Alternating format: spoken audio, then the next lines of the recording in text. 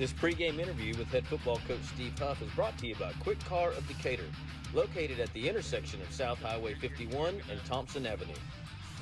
Coach, an incredible game last Friday against the Rider Raiders. It was a heartbreaker, and I'm sure you've rehashed all the details about what happened coming out of that thing. We didn't come out of it with the win, but man, what an effort the kids showed. And I left the stadium personally just with filled with a positive feeling about our football team. What are the positives that you took out of that game against Rider?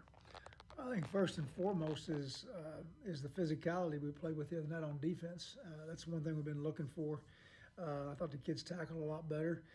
Play here and there. We're in a good situation in the ball game, but again, we're growing up and we got to learn to close those out. But still, kids came away and they're down about the loss, but at the same time, I think they understand the process we're going through and they know they let one slip through the other night, but they came back to practice just fine this week.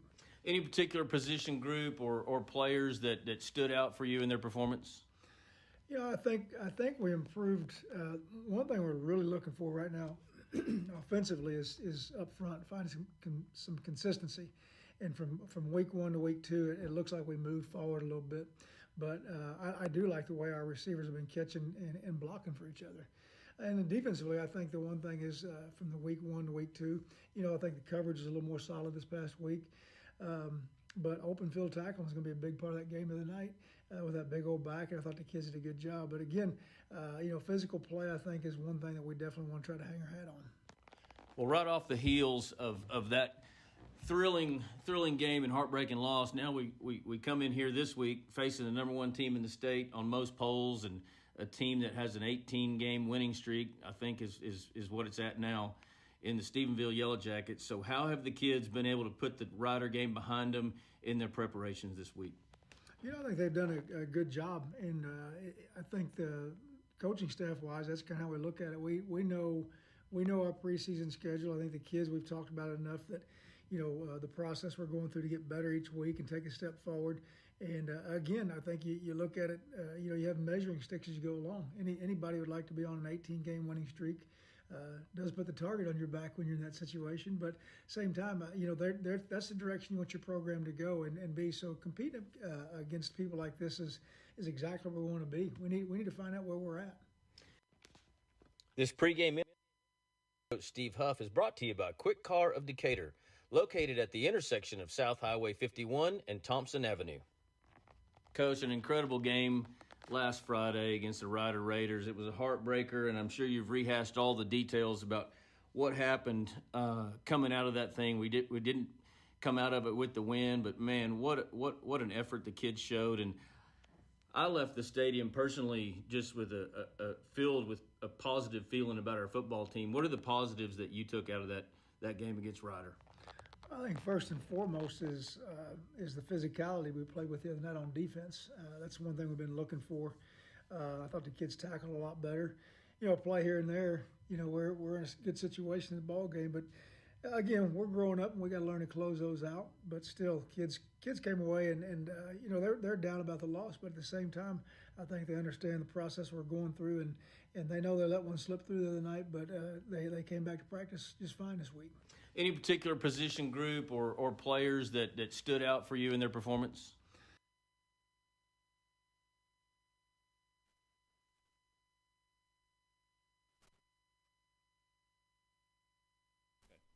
Good night, everybody. Pat Wadlington here. Welcome to tonight's broadcast of Eagle Football on Decatur Sports Network. Tonight, we're at Memorial Stadium in Stephenville as the Eagles take on the defending 4A state champions out of Division I, the Stephenville Yellowjackets. We've got a full pregame schedule ahead of here in just a minute, brought to you by Plumbing Solutions and Renshaw Drug. We're going to take a quick break, and we'll be right back with that pregame show. Thanks for listening. Hey everybody, Casey Caraway with the Caraway team. When it comes to selling houses, curb appeal really helps. One of the best at creating curb appeal is Chase Chapman with Chapman Irrigation. He's one of the hardest working guys I know. He's always in the field, he's always on the go. I wanted to stop by and just say hi to him real quick. We'll check on him. Chase, what are you doing? Hey Casey, it's Tuesday, 1 o'clock, what are you doing? I'm going to play golf. Oh, man, cut. I just told him how hard you work.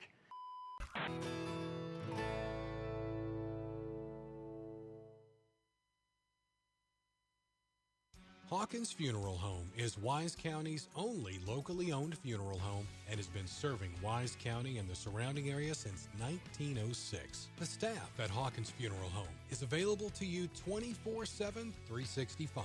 Call Hawkins Funeral Home at 940-627-5959 or visit one of their 3 locations in Decatur, Bridgeport, or Boyd. Hawkins Funeral Home, proud supporter of Wise County youth and education and sports. Hey Wise County, Erico AC and Heat is honored to support the Decatur Eagles. Since 1982, Erico has been Wise County's premier HVAC specialist, taking care of all your heating and cooling needs, as well as sales, refrigeration, and installation services. If you're in need of HVAC assistance, call us at 940-627-5882 or check us out online at eriehvac.com. Let's go Eagles! Woo! Fuzzy's Taco Shop is your one-stop taco shop. For breakfast, brunch, lunch, dinner, hang time, game time, you get the picture. Our Fuzzy's Baja-inspired tacos, nachos, burritos, and fresh salads are perfect for any time of the day. Grab your ticket stub and head into your local Fuzzy's in Decatur today or tomorrow for free chips and queso with a $5 purchase.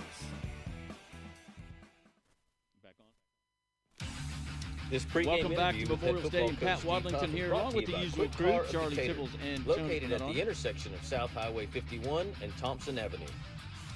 Coach, an incredible game last Friday against the Rider Raiders. It was a heartbreaker, and I'm sure you've rehashed all the details about what happened coming out of that thing. We didn't come out of it with the win, but man, what an effort the kids showed. And Let's just I left the stadium personally don't have bump just music. with Turn it a positive feeling about it.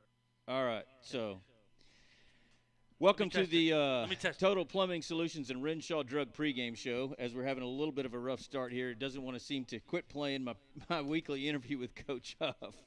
But first out of the gate on the pregame show, I'm going to talk a little bit of a tale of the tape between the two schools and a comparison. Enrollment-wise, very comparable. Decatur with 1,040 students, Stephenville with 1,081.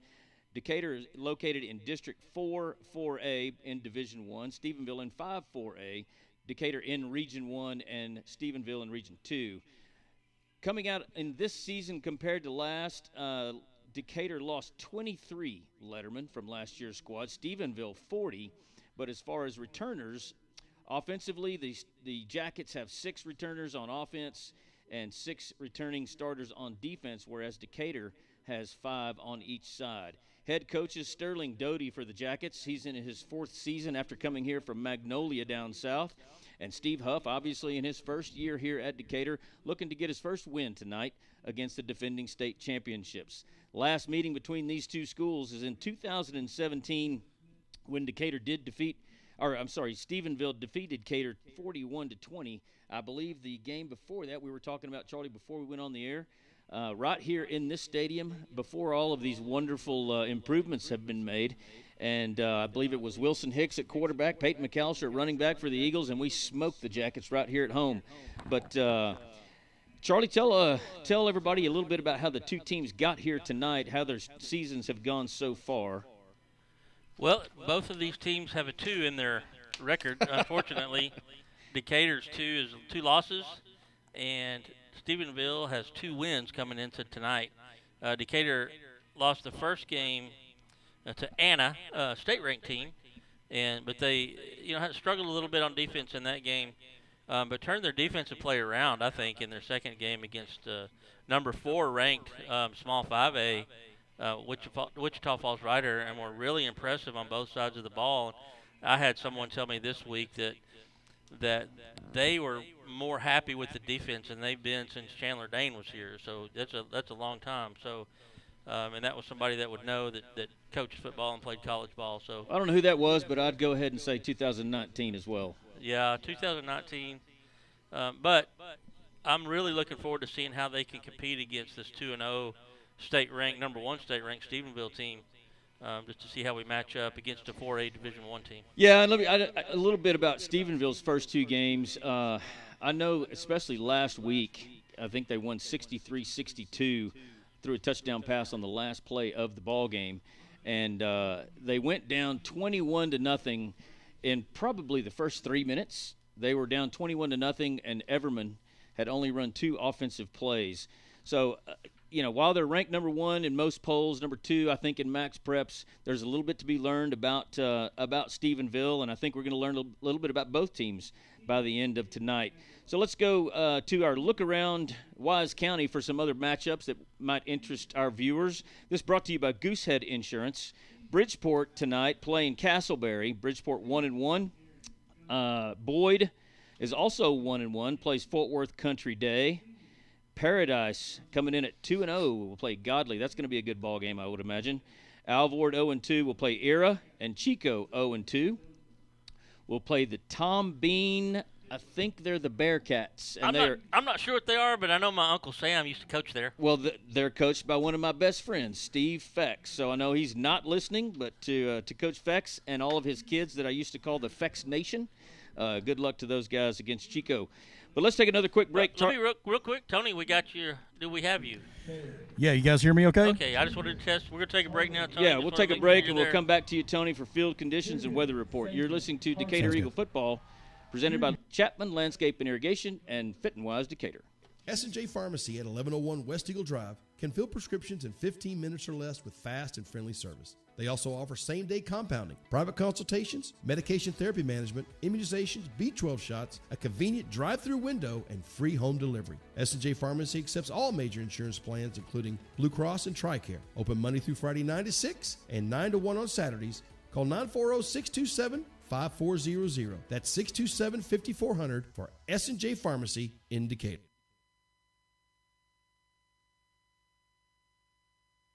Cobb Rental, located in Decatur, has the best selection of prices in the Wise County area on equipment rentals and sales. They have skid steers, lifts, trenchers, welders, forklifts, excavators, backhoes, and much more on hand and ready to go to work for you. Whether you need heavy-duty backhoes or trailers for transport, chances are Cobb Rental will have what you're looking for.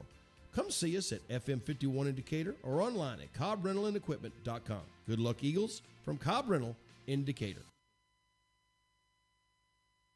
Bison Creek Homes is an established home builder in Decatur, proudly serving Wise County and surrounding areas.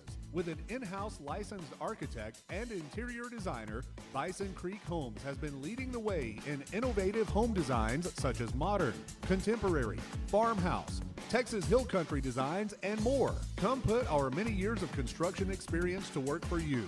Visit BisonCreekHomes.com and check out the many beautiful homes we have built. And go Eagles!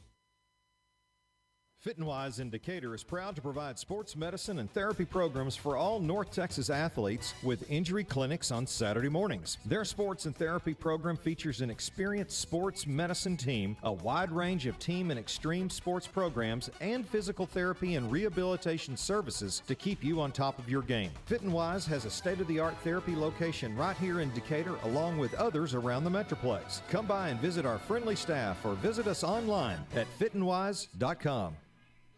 Welcome back to Memorial Stadium. Pat Wadlington, Charlie Tibbles, and Tony Mooney. We're in the middle of the Total Plumbing Solutions and Renshaw Drug pregame show. Tony, let's go down to Tony on the field for what the field conditions would be. We're at turf field here, but I know it's pretty warm down there. Tony, can you hear us? Hey, gentlemen. Yeah, I can hear you guys just fine. We got a really light breeze. The conditions down here are wonderful. Obviously, the field is in great shape for befitting a D1 college. It's in the Tarleton purple and white. The numbers are very bright back with that Tarleton purple. And I'll tell you what, man, it's going to be great. It's right at about 85, 86 degrees. And, gentlemen, I think this is going to be a perfect Texas night. Very little, if any, clouds in the sky. We're getting ready for some Friday night lights, boys. Well, I can tell you this, about 2 hours ago when we were setting up the weather report was a little different. Come out of it with the wind, but, man, it was called an oven. But thanks for that report, Tony. Let's go to some state rankings and see where the top 10 teams in 4A are going to be tonight. Number 1, Stephenville, obviously here against Decatur. Coming in at number 2 and sometimes number 1 on some polls. China Springs, Stephenville and China Springs both in the same district. They'll face Mejia tonight. Number 3, Salina. Number 4, Waco La Vega plays at Midlothian Heritage. That'll be one I might keep my eye on tonight.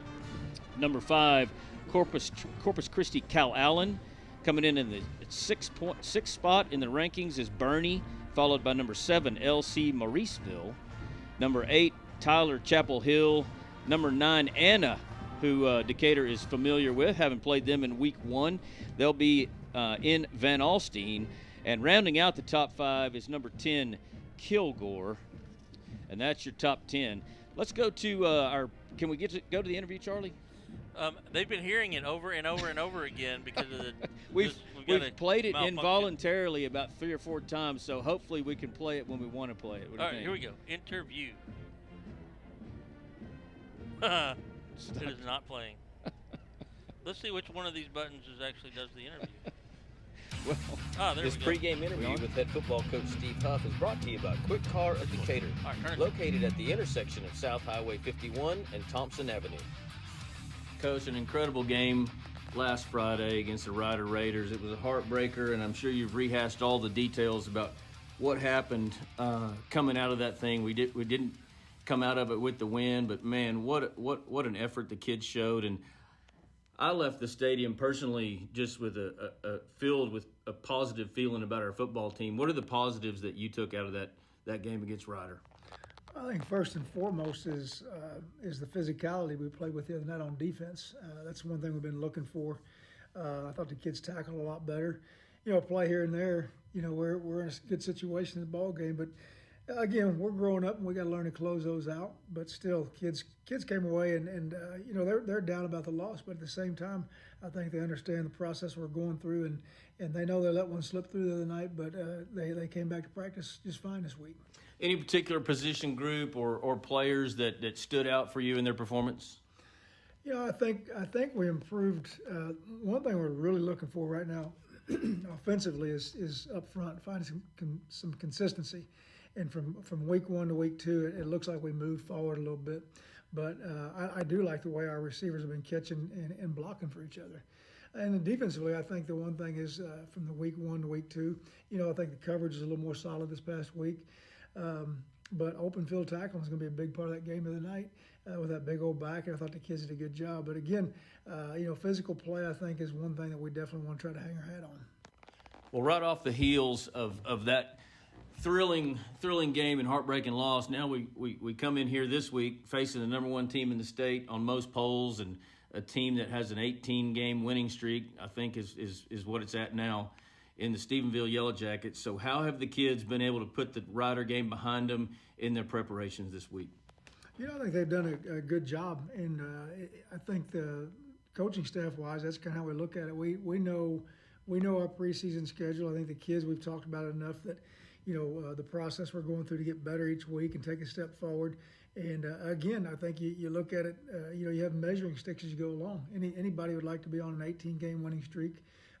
Does put the target on your back when you're in that situation, but same time, that's the direction you want your program to go and be. So competing against people like this is exactly where we want to be. We need to find out where we're at. Have you seen any carryover from the Rider loss throughout the week in practice? Absolutely not. The kids came in on on Saturday morning.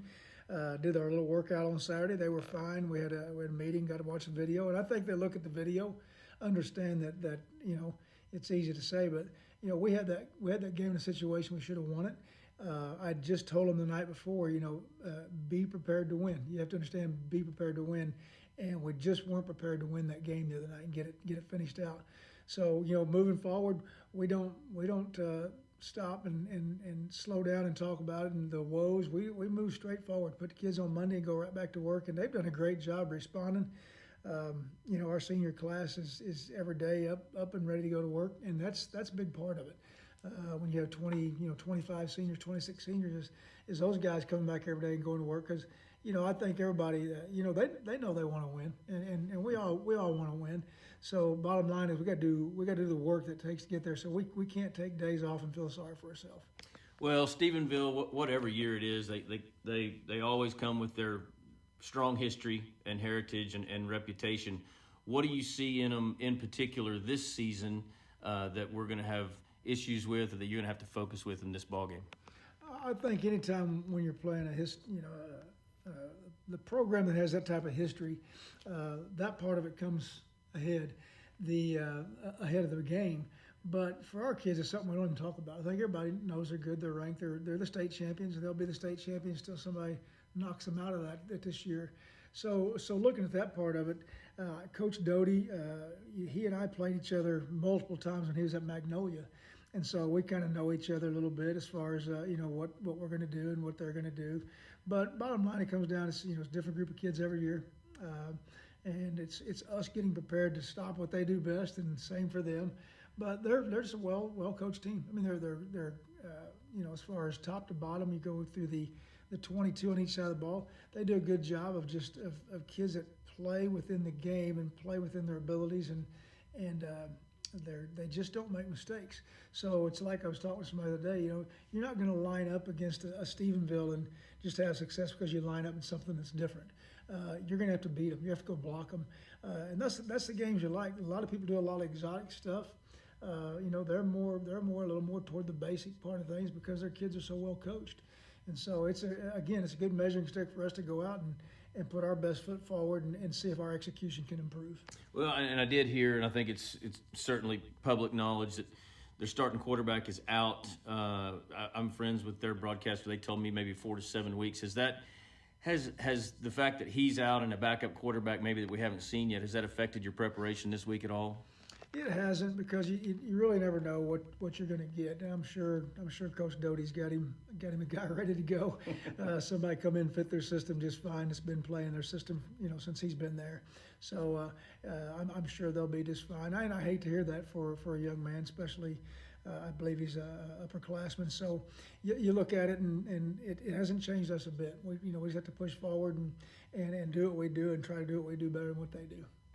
Well, having gone through the week of practice with your kids and watched Stephenville on film and all of the preparation that's gone into it here before the game, what do you think are 3 keys to Decatur coming out with its first victory of the season against the #1 team in the state?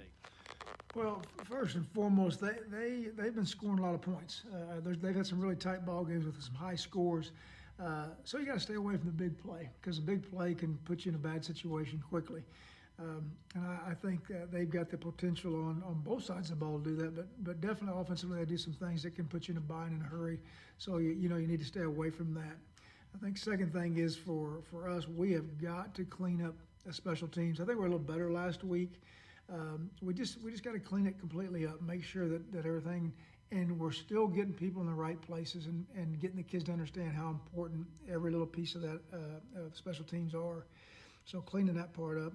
And then looking at us offensively, we are still a work in progress up front. We still have some guys in and out. We're moving some guys around for that front 5, and we've got to find some harmony amongst those guys to where they're working together. I still think right now not that they're working against each other as kids.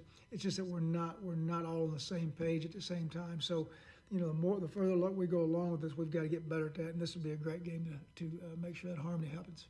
Well, Coach, as always, I appreciate you spending this time with us before the ball game. Best of luck to you tonight against the Jackets. I appreciate that. This pregame interview has been brought to you by Quick Car of Decatur, located at the intersection of South Highway 51 and Thompson Avenue.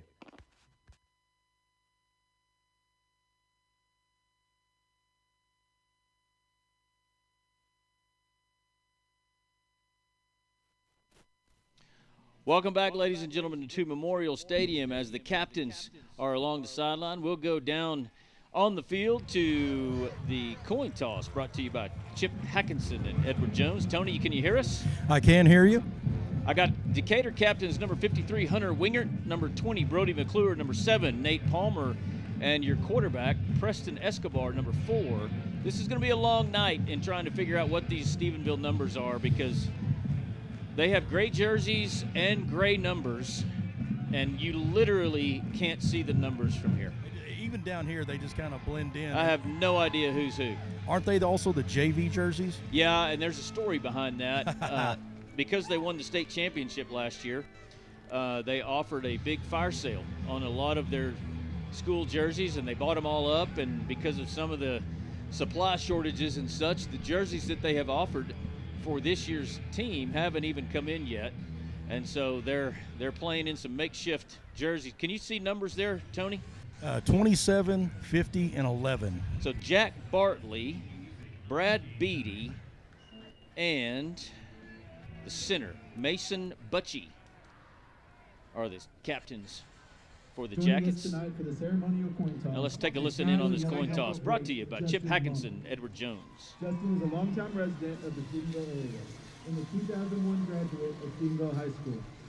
As a high school athlete, Justin was a 3-year starter at linebacker for the Yellowjackets, hoping to lead the Jackets to back-to-back state championships in 1998 and 1999. Justin was also a 2-year letterman for the Yellowjacket track and field team, shining as a member of the school record-setting mile relay team. Justin was also Stephenville's first ever state champion powerlifter, leading the Yellowjackets to a boys powerlifting team state title in 1999-2000. After graduation, Justin served for 4 years as an infantry marine and was a squad leader during a tour of duty in Afghanistan. Once Justin finished serving his country, he returned to Stephenville to earn his bachelor's degree from Tarleton State University in kinesiology and nursing. Since graduating, Justin worked as an ER nurse for the Hamilton Healthcare System and an ICU nurse at the Granbury Hospital. Justin has been married to his wife Monica for the last 14 years and is a father to 4 beautiful children, Jansen, Caden, Kinsley, and Adley. For the past few years, Justin has waged an on-again, off-again battle with brain cancer. He continues to fight cancer like the ultimate warrior that roamed these very sidelines as a member of the Yellowjackets and protected our freedom on foreign soil. Ladies and gentlemen, let's hear it for Justin Monk, United States Marine Corps veteran and Stephenville Yellowjackets. All right, gentlemen, Justin's going to toss the coin for us. We've already done this. We're going to do it again. Justin, if you'll flip that, the helmet's heads, the state of Texas's tail. Go. Caught by Nate Palmer. Caught it. It was a head, which your coach had called tail. So Stephenville, you've won the toss, and you will defer to the second half. You're going to receive. Stephenville's going to kick from the clock. You put your backs over here. All right, so Stephenville wins the toss. They will defer, and they'll be kicking off to Decatur, who will receive in the north end zone. Let's take a quick break. Charlie, you're listening to the Total Plumbing and Renshaw Drug pregame show. We'll be back with your starting lineups and the start of this contest between Decatur and Stephenville right after this. For all your seamless gutter needs, give us a call at Wise Gutter Solutions, area code 940-389-7880 for a free estimate. We service Wise and all surrounding counties. We offer new install, repair, leak protection, and cleaning services. We have over 32 different colors for you to choose from also. You can log on to our Facebook page and follow us at Wise Gutter Solutions or our website, wiseguttersolutions.com. We appreciate the opportunity to earn your business, and we look forward to speaking with you. Make the wise choice, Wise Gutter Solutions. Go Eagles!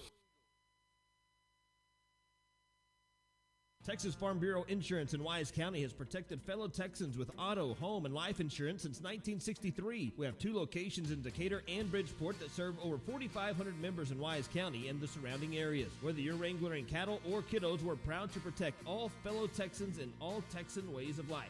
Kelly Lynch, Doyle Lowe, Lisa Bradshaw, Chris Hanlon, and Monty Houston are located in the Decatur office across from James Wood Motors. Lisa Bryant and Todd Vineyard are located in the heart of Bridgeport on Halsell Street. Give us a call or stop by and speak to one of our 6 local agents. Coverage and discounts are subject to qualifications, and policy terms may vary by situation.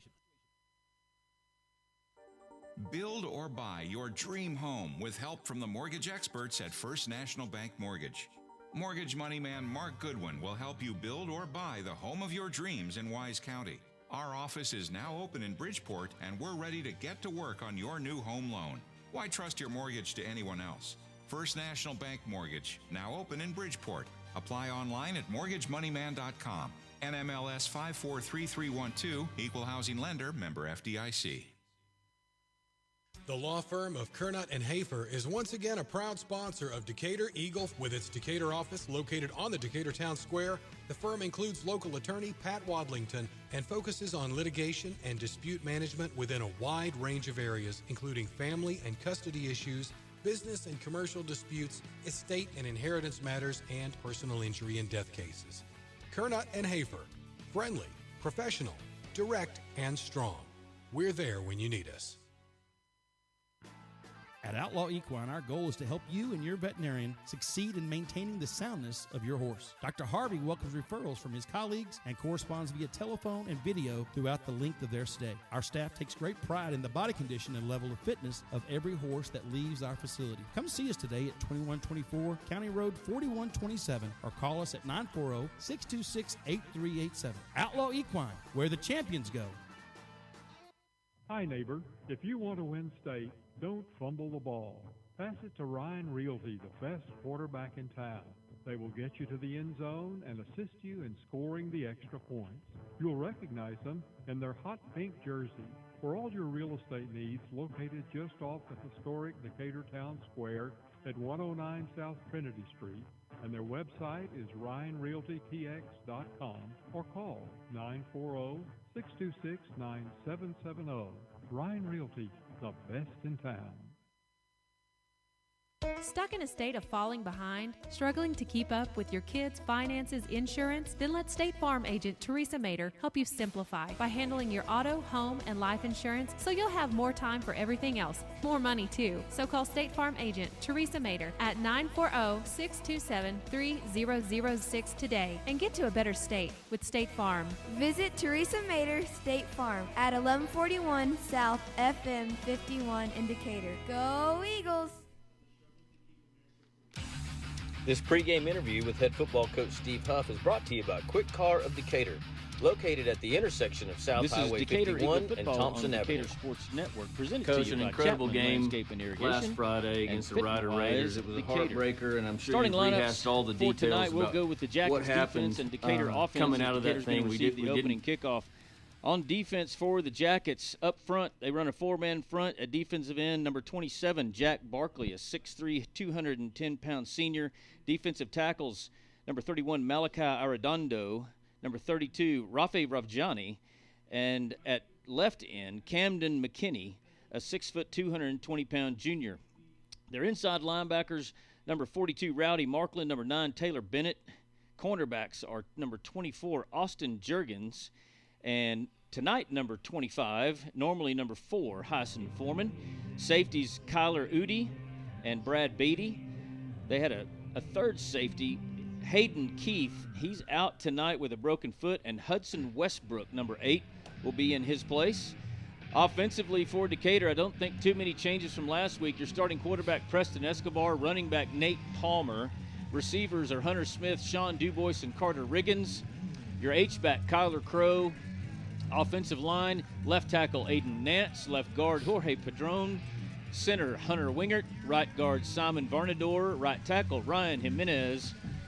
And when Decatur's kicking tonight, it'll be Eleazar Eldape. So we are set to begin here, the Rosenbaum Dental first quarter. Jackets in some gray pants and gray jerseys with a little bit of blue on the sleeves and dark numbers. You can see the ones here closest to us, but not on the far side of the field. Back deep to receive the kick for Decatur. Nate Palmer standing on the 15. He's all alone. They're going to pooch it. And that's going to be Landon Feltz at the 25. He's out across the 30. Across the 35, still on his feet, gets all the way out to the 38-yard line, which is where Decatur will start its first possession of the night. Is Tony still with us, or is he down there? He should be on his way back. He's going to be winded when he gets up here. Yeah. So Decatur will start with two receivers wide left here to the near side. Dubois is wide right to the far side. Palmer in the backfield with Escobar. I did figure out our bump music problem. You did? Thank goodness. Yo, we're not going to have any. Oh, well, there we go. It kicks off the Huff interview. We'll have to talk to Rob about that. We could get that fixed. Feltz comes in motion. Escobar asks for the snap. He rolls to the right, looking to throw it. Doesn't see anybody. Now he's just going to throw it out of bounds. Good coverage there by the Jacket defense. And on first down, Decatur goes incomplete. It'll bring up 2nd and 10. Yeah, we haven't even talked about the big issue tonight because the big Jackets. That's my new nickname, The by big the way. issue? The big issue. All right, Tony's with us now. Got his mic up. Two back set for the Eagles on 2nd and 10. They'll motion Palmer out of the backfield. They'll hand it to Devin James. He's down at the line of scrimmage. Look like couldn't tell. Yeah, that guy. It's just going to be impossible to tell you who these players are. 27? Jack Barkley, yep. That brings up 3rd down and 10 for the Eagles. So We'll let third the and 10 announcer for give it to third him. and 10 for Decatur. They'll go 2 receivers wide right. Hunter Smith alone here to the left.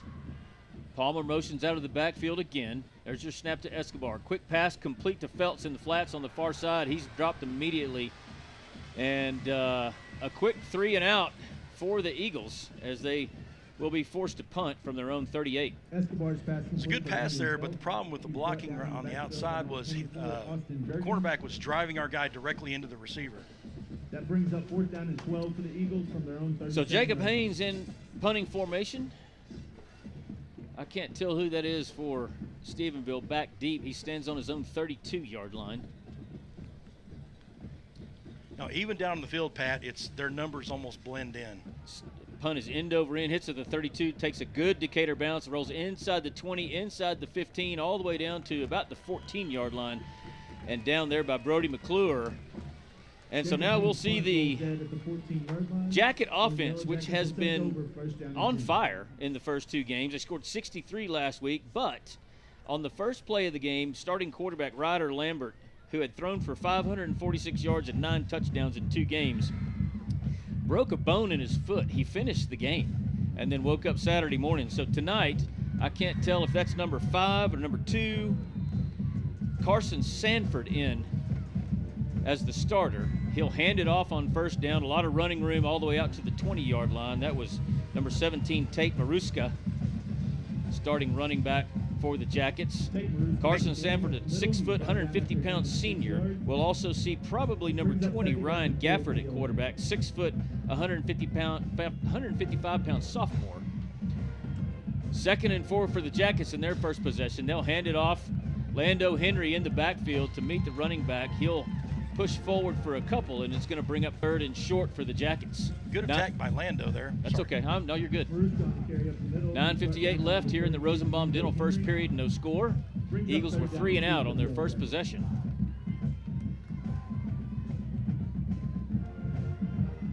Oh, dead air. We're going to get a call from Rob. 1 receiver wide to each side. They'll hand it to Maruska up the middle. He's got plenty of room. He splits everybody in the secondary, and he's on his feet, and he is going to score. Antoine Gilbreth chasing, but to no avail. And that's going to be a 76-yard rushing touchdown for Tate Maruska. Textbook blocking from the Yellow Jacket offensive line. They parted the Red Sea, and he had nothing but green field ahead of him. Well, I did. I watched a little bit of film on Huddle against of Stephenville, and the one thing that really stood out was how good their offensive line is. They are fantastic. They get to their blocks. They know who to block. They get there.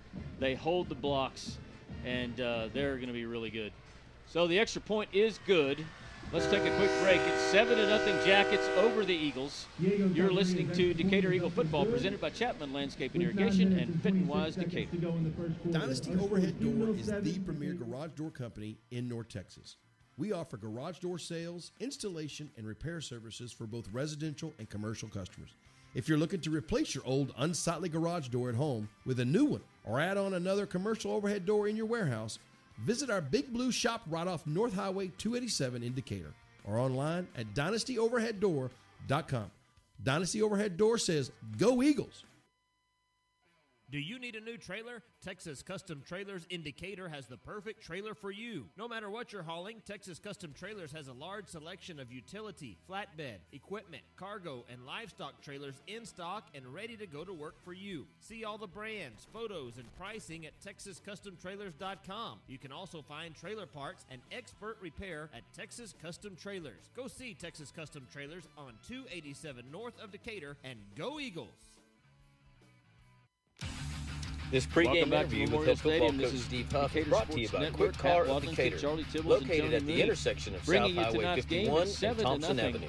Stephenville, Coach, after an incredible game last Friday against the Rider Raiders. It was a heartbreaker, and I'm sure you've rehashed all the details about what happened coming out of that thing. We didn't after this kick come out of it with the win, but man, what an effort the kids showed, and There's your kick. I It's left deep. the stadium Hits at the personally Decatur 6. just It's with going to roll into the end feel zone for a of touchback. a Go on with your positive shout feeling out there, about our big fella. football team. What are the Shout out to positives Ryan that came out of Rogers, that watching from game? Camp Pendleton, U.S. Marine Wow, Corps. there you Sir. go. 1-2 weapons company, guns up.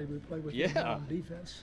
That's one thing. So Decatur starts its second possession. First was 3 and out, and I don't think we gained a yard. You know, we're in a good situation. 1 for 1 passing. Again, for we're no growing up, yards, and we got to learn to and close I think we those had out. one But rushing still, play for kids no came yards, away, so- and you know they're Nowhere to down go by but the up. loss, but at the same time, Well, I think don't. it's Two-back set with James and Palmer in the backfield with Escobar. 2 receivers wide left and 1 wide to the far side of the field. I believe that's Du Bois. 1st and 10. Snap is back. Handoff. Palmer gets around the edge on the far side, makes a cut. He's into the open. He's out across the 40-yard line. There we go. And that's a play Decatur needed in response to that long touchdown by the Jackets. They'll spot it at the 43, and that'll be a Christian Heston Parker Properties first down. First one of the night. Yes, sir, it is. Did we Hopefully name one our of many. Did we name our sponsor for the first quarter? I have several times. Oh, okay. That tells what I'm not paying attention. It's all right. On 2nd and 10, or 1st and 10, Let's go Escobar's up the going to keep middle. it himself.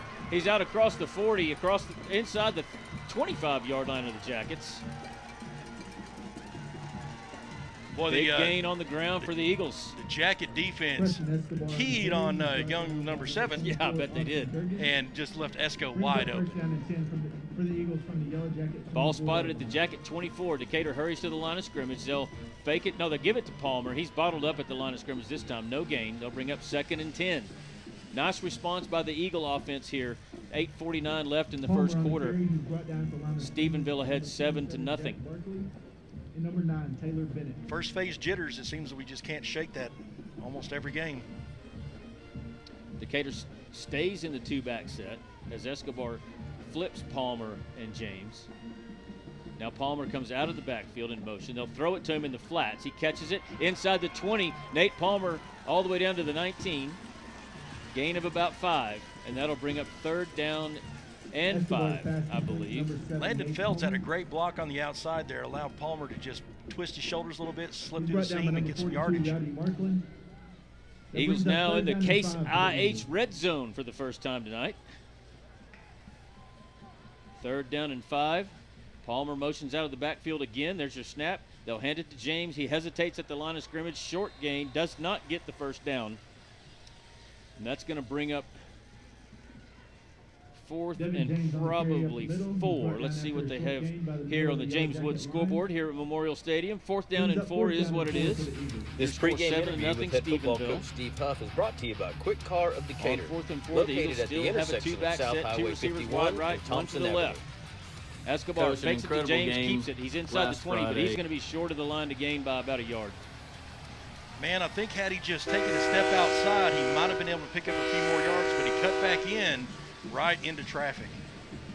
So nice response, but no points by the Eagle offense. That defense is going to be back on the field, seeing if they can stop this Jacket running game, which went for 76 yards in one play and a touchdown to give Stephenville this 7-0 lead. Their own 16-yard line.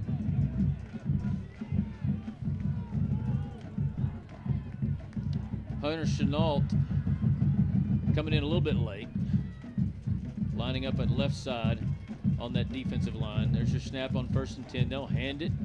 And Chenault there to make the play right at the line of scrimmage, and a flag comes in. I would think that would be holding. That time, the front line for Decatur defense did a fantastic job of plugging all the holes. He had nowhere to go, and then that flag came in, so we'll see if it's a hold or Oh, it's going the other way. I think that was a face mask. Apparently so. So that one's going to go against Decatur, and after that mark-off, it's going to go all the way out to the Stephenville 31, so it had to be a face mask somewhere. That makes it 1st down and 10. 1st and 10 Jackets with a, they're going empty set now. 3 receivers wide to the far side, 2 here to the near side. There's your snap. Pass is incomplete. Oh. Carson Sanford was looking for number, I believe it's 18, Topher Foster. Just a little bit too high. Ryan Gafford in at quarterback for the Yellowjackets. Oh, this is the sophomore that's in, Ryan Gafford, number 20. You know, the report I got from some of the guys on the Stephenville crew was these 2 quarterbacks fairly inexperienced, especially compared to Ryder Lambert. 2nd and 10 here for Gafford. There's your snap. He'll hand it off up the middle. A little bit of space out across the 35 to the 36. I believe that's Maruska. Well, if they do try a few more passes, what I'm seeing right now, they're just going to resort to the ground and pound game. Like you said, that offensive line, they're salty. They know what they're doing. So 3rd and 5. Foster comes in motion. Just snap. Gafford looks to throw here to the near side. It's complete. Pushed out of bounds by Haynes. That was complete to number 10, Peyton Poston, 6'1" senior. Already posted. Poston has posted 4 touchdowns on the season. That was a good, clean route and nice pass. So 1st and 10 Jackets. They'll hand it to Maruska. Shuffles his way, breaks into the secondary again, and I think he's going to score a second time. And this one's going to be 53 yards. So Tate Maruska already over probably 170 yards rushing. No, about 140 probably. Yeah. And 2 touchdowns, and we're just barely halfway through the first quarter right here, and they're doing something right up the middle. It's just making it look easy for Maruska. Spreading that Eagle defense and getting blocks on those linebackers, and that'll result in some easy pickings for the running back. There's your snap and your hold, and your extra point is up, and it's good. It's 14-0. This is Decatur Sports Network with Eagle football. We'll be right back after this. Casey Caraway with the Caraway team. When it comes to selling houses, curb appeal really helps. One of the best at creating curb appeal is Chase Chapman with Chapman Irrigation. He's one of the hardest working guys I know. He's always in the field. He's always on the go. I wanted to stop by and just say hi to him real quick. We'll check on him. Chase, what are you doing? Hey, Casey. It's Tuesday, 1 o'clock. What are you doing? I'm going to play golf. Oh, man, cut. I just told him how hard you work.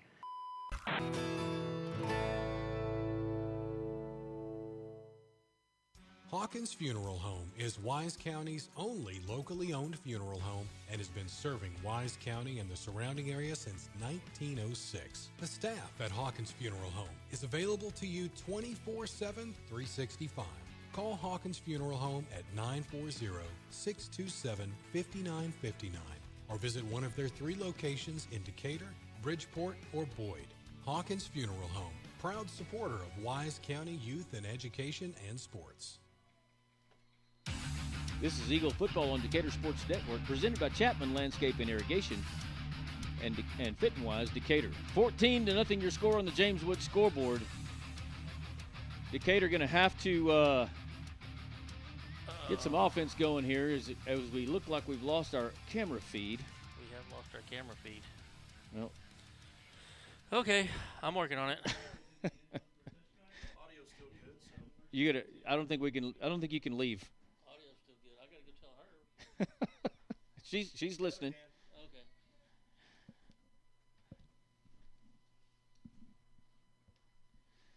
So if you can't see, you just have a dark screen. We're working on that right now, but I'll just pretend like it's last year. 1st and 10 Decatur from their own 25-yard line. They trail 14-0.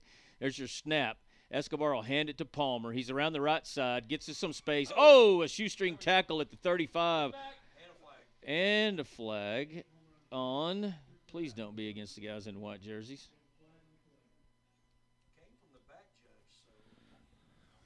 Camera back on? We are back on.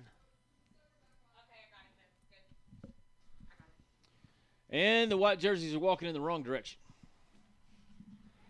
It was a hold. So they're going to spot it with the penalty. They're going to spot it at the 27. That'll be 1st down and 8 on your James Wood scoreboard here. 6:07 left in the Rosenbaum Dental first period. Escobar, play fake to Palmer, under pressure, throws across the middle, complete to Landon Feltz at the 40. He's inside Jacket territory all the way down to the 46. Nice pitch and catch there. That was a good throw by Preston. He was rolling to his left. That was that throw we talked about last week. They were like, man, this is one of the hardest throws a quarterback can do, and he made it look easy. He sure did. Shout out to Corey Chapman and Hooter Cutler, a couple of outlaws down in Laredo. They're probably in Nuevo Laredo, actually. I was going to say knuckleheads. you say outlaw. 1st and 10, handoff Palmer. He's got space. He's inside the 40. Hit hard and pushes forward inside the 35 down to the 34. Well, they'll spot him right at the 35, actually, just shy. Palmer was going for that first down. He was going to make him pay for it, and he did. He does run hard. Yes. So 2nd and 2. Decatur trails 14-0. 5:36 left here in your first period. Brought to you by Rosenbaum Dental. There's your snap. They're handed to Palmer again. Hesitates around the edge. Makes 3 people miss. Spin move. Gets his first down, and they'll spot it at the 31. And that's another Krisha Heston. Parker Properties first down for the Eagles. Nate doing Nate, man. It's fun watching that kid run. It sure is. Carry is good for an Eagle first down after the 31. Tight bunch formation on the far side. Decatur in a pistol. They'll hand it to Palmer again. Makes the defensive end miss, but then tackled there by, I think that was a defensive tackle for a short gain of maybe 3. Palmer on the carry. He's brought down by that defensive end, Palmer put that little hip move on him, and he just whiffed it. Ball spotted on the right hash. 2nd down and 7 for the Eagles. Bunch formation tight to the right side again. Handoff Palmer, met at the line of scrimmage, pushes forward for a couple. That's going to bring up 3rd and long. Decatur in jacket territory at the 26 now. They trail 14-0. 4:30 left here in your first quarter. An injury. Who is that? Can we tell? Don't be number 7.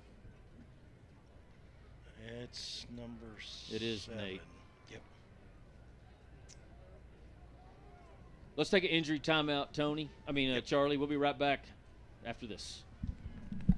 Hey, Wise County. Erico AC and Heat is honored to support the Decatur Eagles.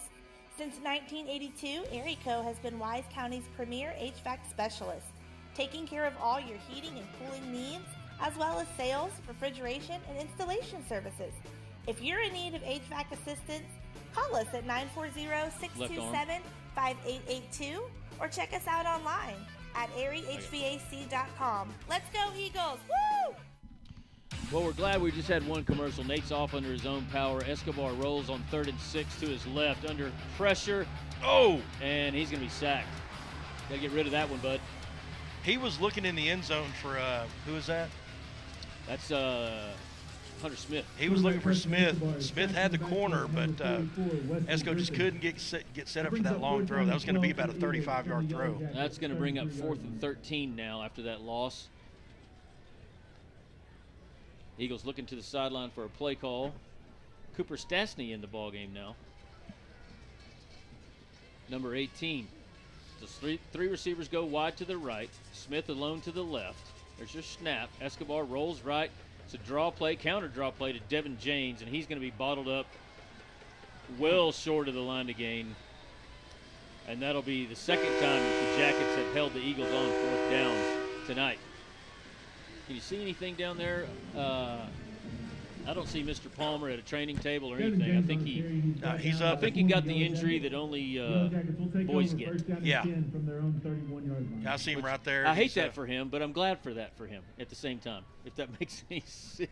Hey, take some deep breaths and let the nausea pass and then get out there. 3:32 left in the Rosenbaum Dental first quarter. Jackets ahead 14-0 already. 2 receivers wide to each side. That's going to be a play around the far side to number 17. Nice tackle there by Antoine Gilbreth. That was to Tate Maruska, who had lined up in a slot. Well, Decatur stretched that play out to the outside and gave Gilbreth a chance to get up in there and just, what was that, a loss, or was that back to the line of scrimmage? Well, they're marking it at the line of scrimmage. Looked like a loss to me, but that'll bring up 2nd and 10. 2 tight end set now for the Jackets. 2 receivers wide right. Play fake. Short pass complete to Poston. He's going to be bottled up at the 34, pushes his way out across the 35, gain of 5, maybe 6. That'll bring up 3rd down and 5, I believe. Let's see what they put here. Yep, 3rd and 5 on the James Wood scoreboard. Quick little play from the Yellowjackets, get it outside to him, and it worked. Poston runs to the sideline. They've got two tight end set with an H-back on the left side. They'll hand it to Maruska. Reaches the line of scrimmage, surges his way forward. I think he's going to be short of the line to gain. I think they he needed might have the got 40. to 39. They needed the 41. Yeah. And they're going to spot him at the 40. That's going to bring up 4th and short. Brings up 4th down and 1. So let's see what Coach Coach Doty's going to do. It looks like he is going to go for it, or at least appear so. Carson Sanford back in at quarterback for the Jackets in this series. They have rotated thus far. Trying to draw the Eagles off sides, and they almost did with Corbin Owens, but he was able to get back. 12 seconds left on the play clock. There's your snap. They'll hand it off. Maruska's got the first down by about a yard, all the way out to the 42. Yeah, Maruska wasn't looking to do anything spectacular. All he needed to do was get that first down, and that's exactly what he did. Well, he's running behind big number 75. Take Maruska on the carry up to the middle after the 42-yard line. And that is Carry one. good for Yellowjacket. I saw him down on the field. He's a large kid. He's large and in 6'5", charge. 295 if you're asking. 1st and 10, handoff Maruska up the middle again, and he's still got running room right up the middle. That tackle made there by Wyatt Van Zant, but not after Maruska gobbled up about 7 yards. Ball spotted now at the 49. By number 32, Wyatt Van Zant. Brings up 2nd down. Right at a minute left here in the first period. Stephenville leading Decatur 14-0. There's a snap. They'll give it to Maruska again. Corbin Owens there right at the line of scrimmage. That's going to be no gain. Nice play by the Eagle defense. Well, now we got a flag. I think there was some motion along the line of the Jacket offensive line. I saw somebody on the Decatur side pointing. And you know when they point, that's for sure a sign that the other team has violated some rule. Yes. So, hey, shout out to Tobin Petrie on that play. Big number 50, 6'1", 260, Mason Butchie was trying to steamroll him, and Petrie stood his ground, clogged that hole up, and allowed the rest of the defense to get there. Eagles. Brings up 3rd down and 3. Sideline warning against the Eagles. You're kidding me. 3rd and 3 from the 49. There's your snap. Hand it to Maruska again, and he's got a first down for the Jackets into Decatur territory. They'll spot him at the 46. Take Maruska on the carry. That Jacket offensive line is just really, really good. Yeah. Oh, carry man. Is good for a Yellowjacket. First down out to the 46-yard line. We got 6'5", 295, 5'10", 235, 6'1", 260, 5'11", 255, 6'3", 240. They average 260 pounds across the front, but I mean, honestly, when I watched them on film a little bit, each man would go to the person they were supposed to block. There was hardly any misplays, and they would block them. And it just was like exactly as you would draw it up. But that's going to be the end of the first period. Decatur in trouble here, 14-0. That's the end of your Rosenbaum Dental first period. We'll be right back to start your second quarter after this. Fuzzy's Taco Shop is your one-stop taco shop. For breakfast, brunch, lunch, dinner, hang time, game time, you get the picture. Our Fuzzy's Baja-inspired tacos, nachos, burritos, and fresh salads are perfect for any time of the day.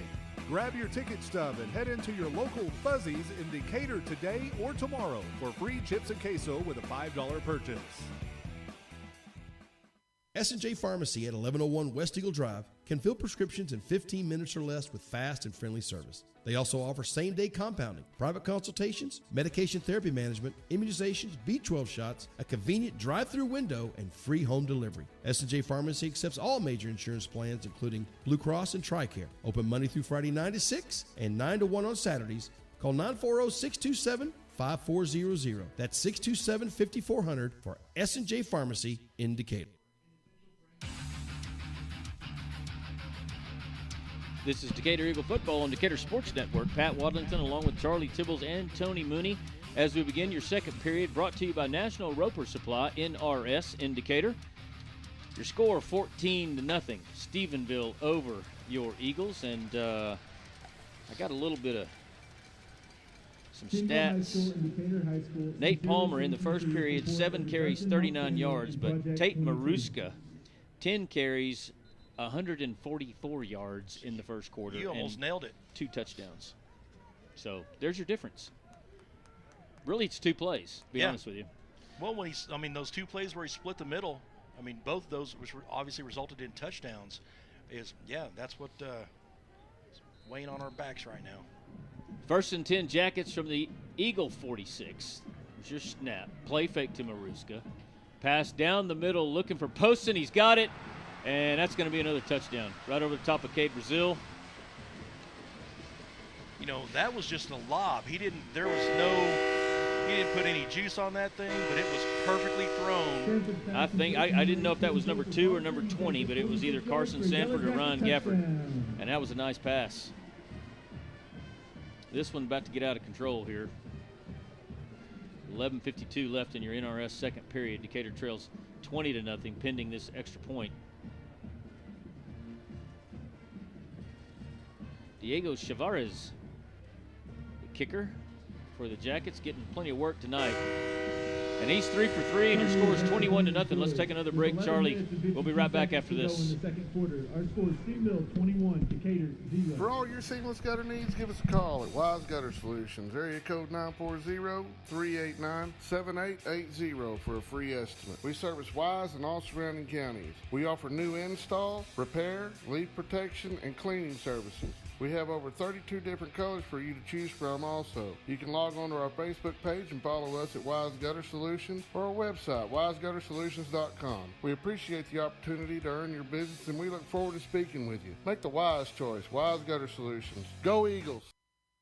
Cobb Rental, located in Decatur, has the best selection of prices in the Wise County area on equipment rentals and sales. They have skid steers, lifts, trenchers, welders, forklifts, excavators, backhoes, and much more on hand and ready to go to work for you. Whether you need heavy-duty backhoes or trailers for transport, chances are Cobb Rental will have what you're looking for. Come see us at FM 51 in Decatur or online at CobbRentalAndEquipment.com. Good luck, Eagles, from Cobb Rental in Decatur. This is Eagle Football on Decatur Sports Network. Eagles trail 21-0. 11:52 left here in your first half. Your second period brought to you by NRS of Decatur. Back deep, Feltz and Palmer, but they're going to pooch it. It's going to be caught at the 35. Oh, that was Brody Edens who made a spin move right into. No, it wasn't Brody. Yeah, it was. Number 8. Sure is. But Decatur will take over. They trail by 3 touchdowns and 3 extra points. And even 21-0. Perfectly timed spin move into a Yellow Jacket. It was impressive until he got to facing the right direction again. So 2 receivers to each side. And Palmer back in the backfield, thank goodness. 1st and 10, they'll hand it to Nate. Bounces outside here on the near side, trying to get the edge. Hurdles one guy. Nice move. That was a great run for only 3 yards. He had a nice hurdle. The problem is in midair, he got picked up by 2 Yellow Jackets. Nate Palmer on the carry. He's brought down Camden McKinney brings up in on that tackle. Eagles from their own 41 So 2nd and 7. 2 wide right, 1 wide left for the Eagles. Stastny comes in motion. Quick pass, complete to DuBois here on the Decatur sideline. Bottled up after a short gain by several Jackets. For some reason, that seemed a little bit slow developing. I think Sean, I don't know. He could have got away a little bit quicker. I think he could have had a little bit more grass to deal with. Yeah, Landon needed to stay with his block just a second longer to give DuBois a chance to get at least a step on the defense. So Stastny's going to come off. Devin James back in. The Eagles will go back to the 2-back set. 3rd down and 5. Decatur really needing to get something on the scoreboard here. James will motion out of the backfield to the far side. Escobar's going to look to pass, but there's whistles and a stop in the action. Illegal procedure? Don't know, but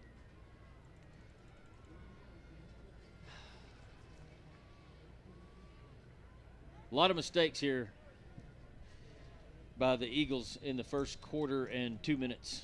Has there been a single penalty against the Yellow Jackets? I don't think so. The Eagles, they'll make it 3rd down and 10 from their own 38-yard line.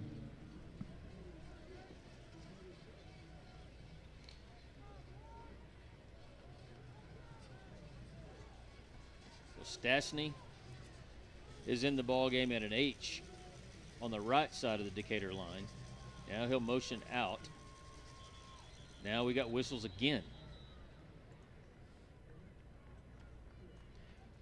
Seems like Decatur wasn't set, and at the last second tried to make some changes. It is against Decatur. Delay a game, the call against the Eagles. Oh, delay a game. That will make it 3rd down and 15 from their own 33-yard line. That didn't seem like 25 seconds to me. Sure didn't. So after having a 3rd and 5, it's now 3rd and 15 on your James Wood scoreboard. Stastny motion away from the line again. Escobar takes the snap, throws down the sideline, incomplete. Looking for Felton. That one's broken up by number 3, Kyler Udi. Udi with a great defensive play, just read it all the way and stepped right into it. Yeah, he broke on it. He got to the ball quickly. Good ball thrown by Escobar. Yep. I think it would have been complete but for the defensive play. So it'll be a punting formation. It's your second punt of the night for Jacob Haynes.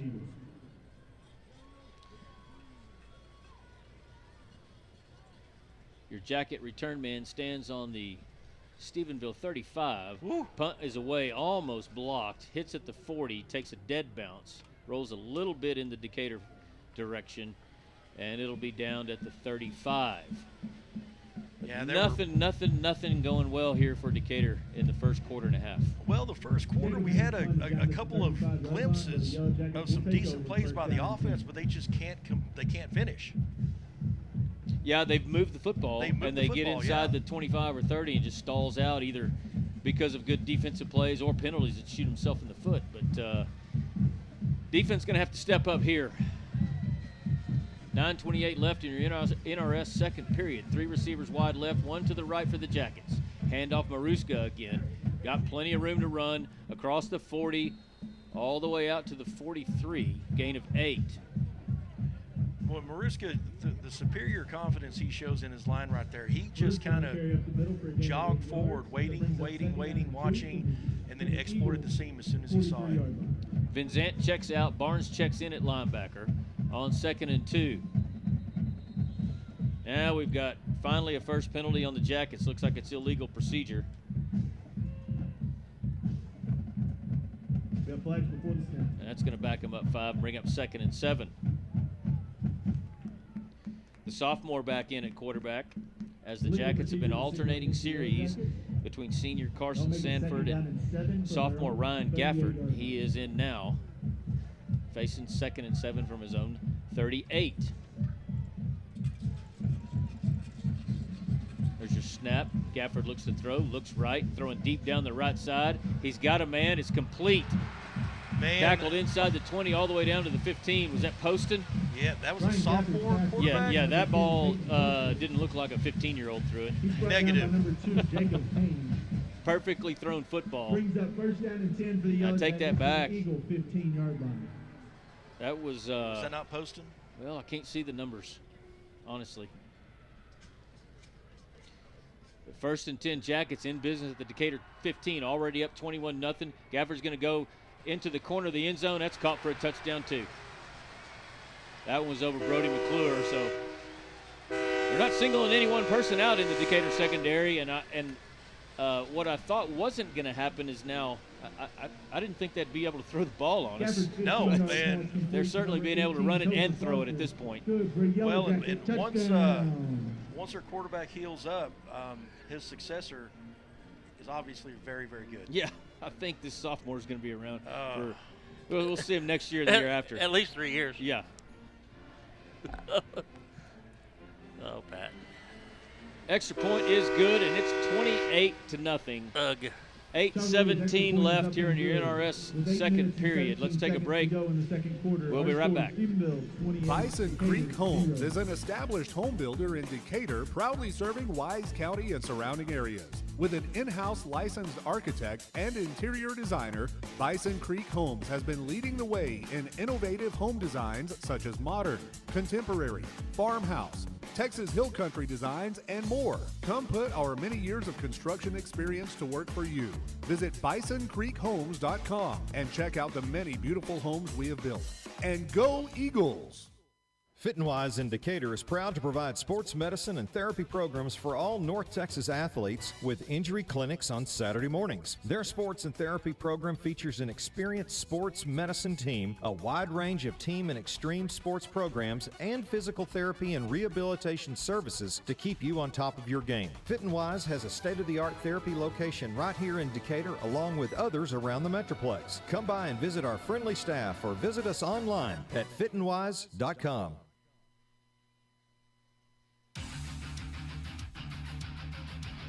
28-0 your score. Stephenville with the lead. 8:17 left here in your NRS second quarter. This is Eagle football on Decatur Sports Network as Stephenville kicks off after that scoring drive. Nate Palmer catches it inside the 5. He's out across the 20, breaks a tackle, gets out to the 24. We got another flag on the turf. And we'll see which direction that's going to push the football, but I'm guessing it's probably going to be a hold or an illegal block of some kind against the Eagles. Decatur's just, their mental errors are just, they're stacking up big time.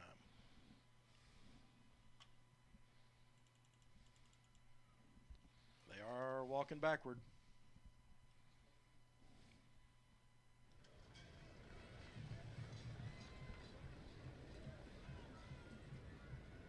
I think that's what, 6 so far?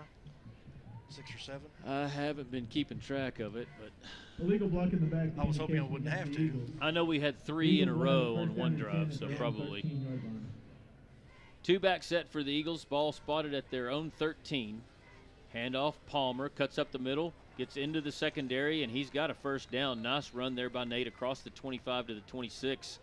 Krisha Heston, Parker Properties first down by Nate Palmer. Good blocking by the Eagle front line.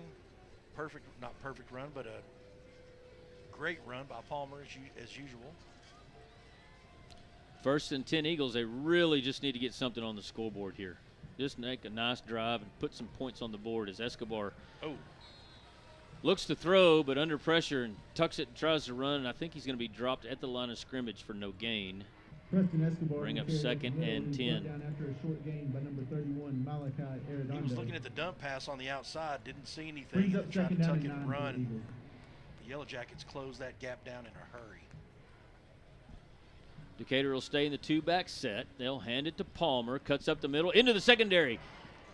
Nate out across the 45 to the 43, and of all the things that have been happening for the white jerseys, Nate Palmer has been really the only bright spot, to be honest.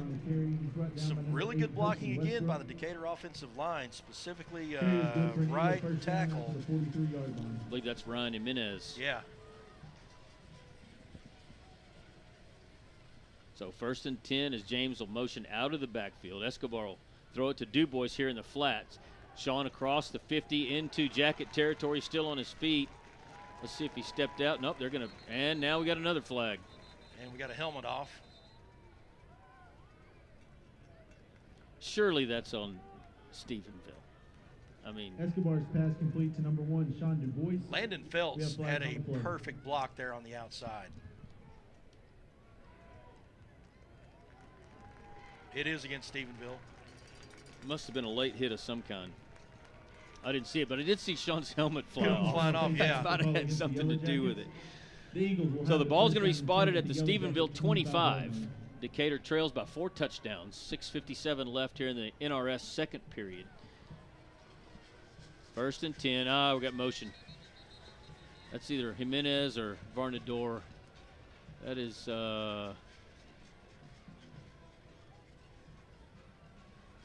yeah, that was Ryan Jimenez. Just got off a little bit early. Another penalty against the Eagles will back them up 5. Will be 1st and 15. Pat, I think I'm going to have to make that long trek across the other side. Oh, it's that time? With 6 minutes left. Are they coming to get you? There's your snap on 1st and 15. Escobar under pressure. Goes deep down the right side looking for Palmer. That ball's out of bounds. He'd run a wheel route down the right side, defended there by number 25. You know who that is, Charlie? Foreman. You know, that ball was uncatchable, but Foreman decided to shove him out of bounds anyway, and the Eagle fans not liking that, but it was uncatchable. So that'll bring up 2nd and 15. Coach Huff not happy about it either. Graham Poole's timeout. Decatur's going to take one. Let's take one as well. 6.5 minutes left here in the NRS second period. Your score, Stephenville 28, Decatur 0. We'll be right back. Texas Farm Bureau Insurance in Wise County has protected fellow Texans with auto, home, and life insurance since 1963. We have 2 locations in Decatur and Bridgeport that serve over 4,500 members in Wise County and the surrounding areas. Whether you're wrangling cattle or kiddos, we're proud to protect all fellow Texans in all Texan ways of life. Kelly Lynch, Doyle Lowe, Lisa Bradshaw, Chris Hanlon, and Monty Houston are located in the Decatur office across from James Wood Motors. Lisa Bryant and Todd Vineyard are located in the heart of Bridgeport on Halsell Street. Give us a call or stop by and speak to one of our 6 local agents. Coverage and discounts are subject to qualifications, and policy terms may vary by situation. Build or buy your dream home with help from the mortgage experts at First National Bank Mortgage. Mortgage money man Mark Goodwin will help you build or buy the home of your dreams in Wise County. Our office is now open in Bridgeport, and we're ready to get to work on your new home loan. Why trust your mortgage to anyone else? First National Bank Mortgage, now open in Bridgeport. Apply online at mortgagemoneyman.com. NMLS 543312, Equal Housing Lender, member FDIC. Escobar keeps it on 2nd and 15. Inside the 30 down to the 26. Right back. Well, they're going to mark it at the 25, the original line of scrimmage. That'll bring up 3rd and 15 on your James Wood scoreboard, which shows 28-0 Stephenville over your Eagles, and 6:15 and counting here in the NRS second period. Tony on his way over to the far side of the field to announce the Big Blue Marching Band. And on 3rd and 12, they'll hand it to Nate Palmer. He breaks into the secondary. He's got the first down inside the 10-yard line and inside the Case IH red zone as Decatur looking to put its first points on the board of the night. Really, really needing this right here, too, as we fall under 6 minutes here in the first half, and they trail by 28. First down and goal for the Eagles from the 10-yard line. Bunch formation tight to the right side. Handoff Palmer. Met at the line of scrimmage. Trying to push forward. I don't think he does anything but get back to the line of scrimmage. It'll bring up 2nd down and goal from the 10.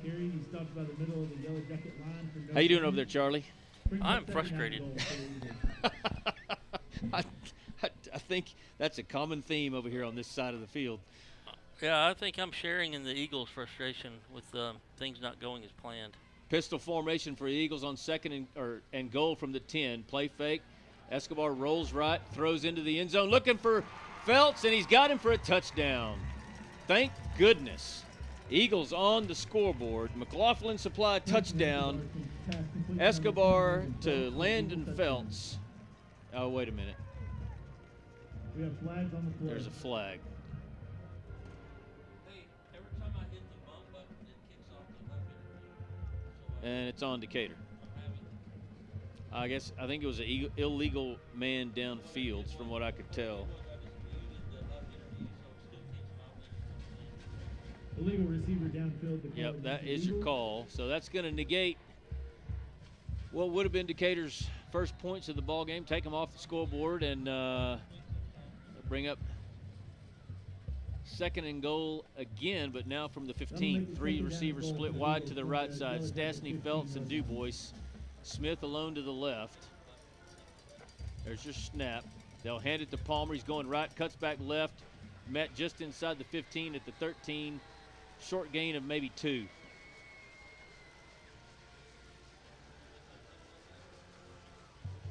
I'd bring up 3rd down and 12. They called that touchdown back, didn't they? They did.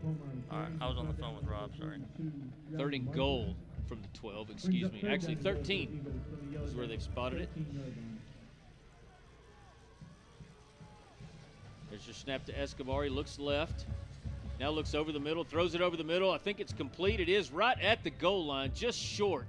Ball was a little low, and Landon Felts, I think it was Hunter Smith, had to go low and collect it, and that ball's inside the 1. Eagles here inside the Case IH red zone for the first time tonight, and that'll bring up 4th and goal. big play just to kind of hold Decatur in this ball game, and it's big enough that Coach Huff's going to call another timeout. This timeout brought to you by Graham Pools. Let's take another one, Charlie. We'll be right back. Hang on. Keep What? talking. What do you mean? I got to get myself organized over here. I'm discombobulated. Tell me when you're ready. I'm ready. Go. All right, we'll be right back. The law firm of Kernot and Hafer is once again a proud sponsor of Decatur Eagle. With its Decatur office located on the Decatur Town Square, the firm includes local attorney Pat Wadlington and focuses on litigation and dispute management within a wide range of areas, including family and custody issues, business and commercial disputes, estate and inheritance matters, and personal injury and death cases. Kernot and Hafer, friendly, professional, direct, and strong. We're there when you need us. At Outlaw Equine, our goal is to help you and your veterinarian succeed in maintaining the soundness of your horse. Dr. Harvey welcomes referrals from his colleagues and corresponds via telephone and video throughout the length of their stay. Our staff takes great pride in the body condition and level of fitness of every horse that leaves our facility. Come see us today at 2124 County Road 4127 or call us at 940-626-8387. Outlaw Equine, where the champions go. 4th and goal, Eagles from the Jacket half-yard line. Tight bunch formation to the left. Palmer in the backfield. Stastny comes in motion from left to right. Escobar's going to keep it himself, and he's across the goal line for a touchdown. And thank goodness there are some Eagle points on the board. That'll be a McLaughlin Supply touchdown. And, man, it was badly needed. Whew.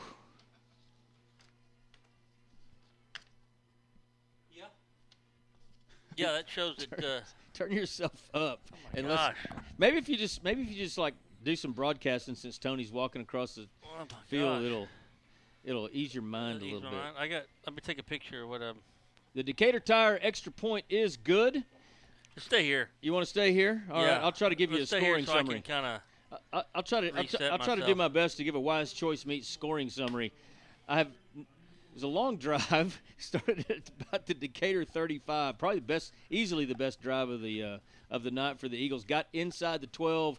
Nate Palmer had one touchdown. Oh no, it was a touchdown pass from Escobar to Landon Feltz. It was called back on an illegal lineman downfield call, and Escobar on 3rd and goal from the 15, able to hit Hunter Smith right at the 1 yard line.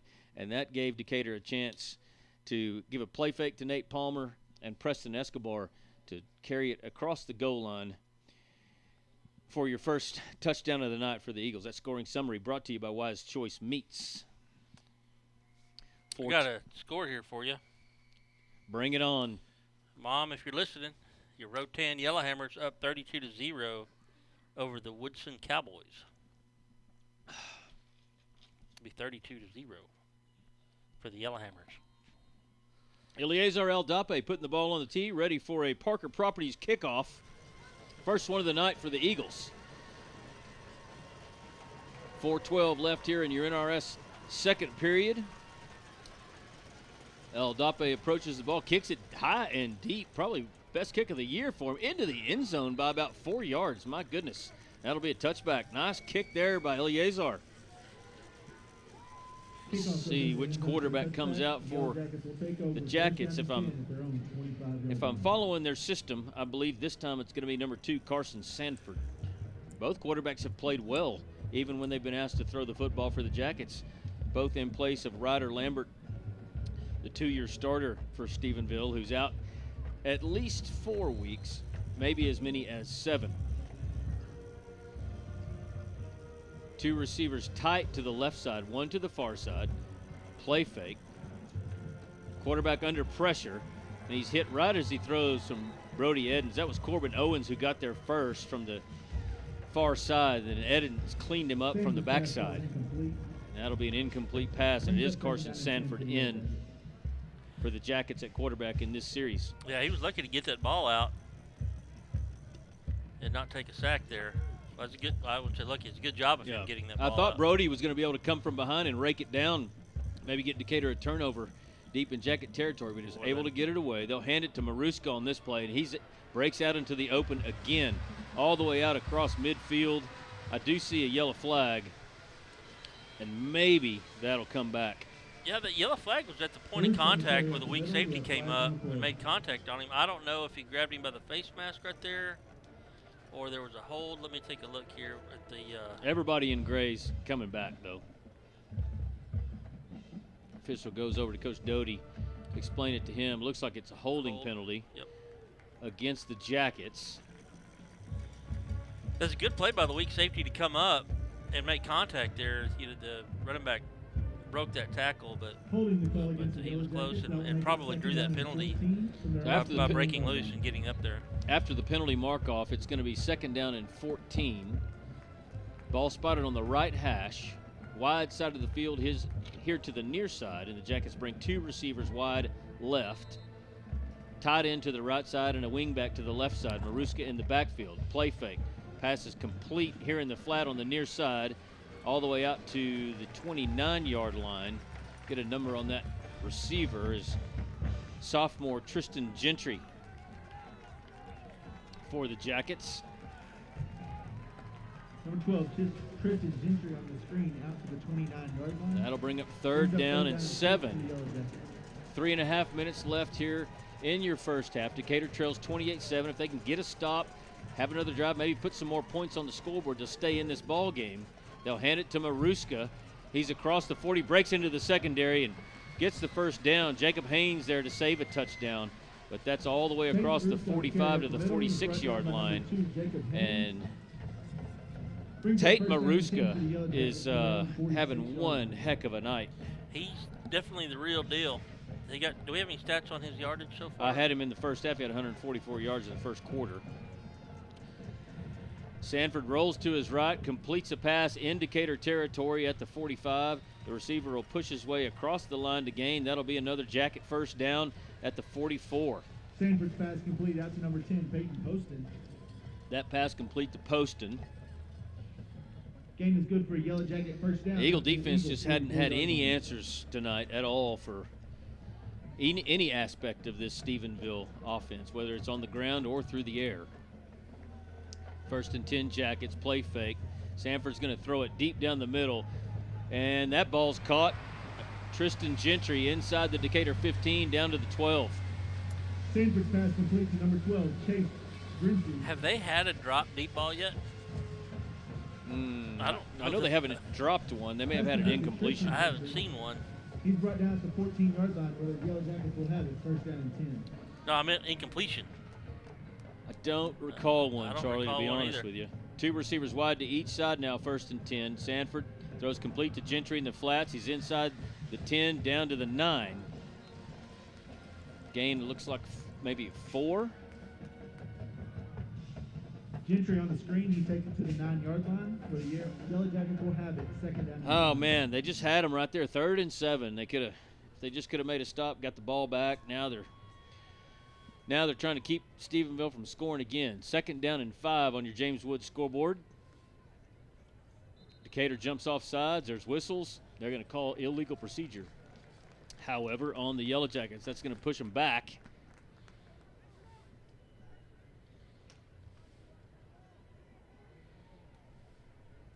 Illegal procedure, the call against the Yellow Jackets. That will make it 2nd down and 10 for the Eagle. 14. Man, I got to be honest with you. I'm surprised by this. By the way we played last week, yeah, 28 I really am. 27. I really am. On 2nd and 10, they'll hand it to Maruska. Wyatt Vincent there to grab him around the waist at the line of scrimmage, but he drags him forward to the 11. So that'll bring up 3rd down, and it looks like 8. They'll call it 7 on the James Woods scoreboard. 3rd down and 7 for the Yellow Jackets. Minute 10 left here in the first half. Second period brought to you by National Roper Supply. There's your snap, play fake. Sanford looks left, throws into the corner, and it's complete. Wide open, Tristan Gentry. And the Eagles going to have to go to the locker room and figure this out. Yeah, 11 yards for Yellow Jackets, touchdown. I'm not sure how he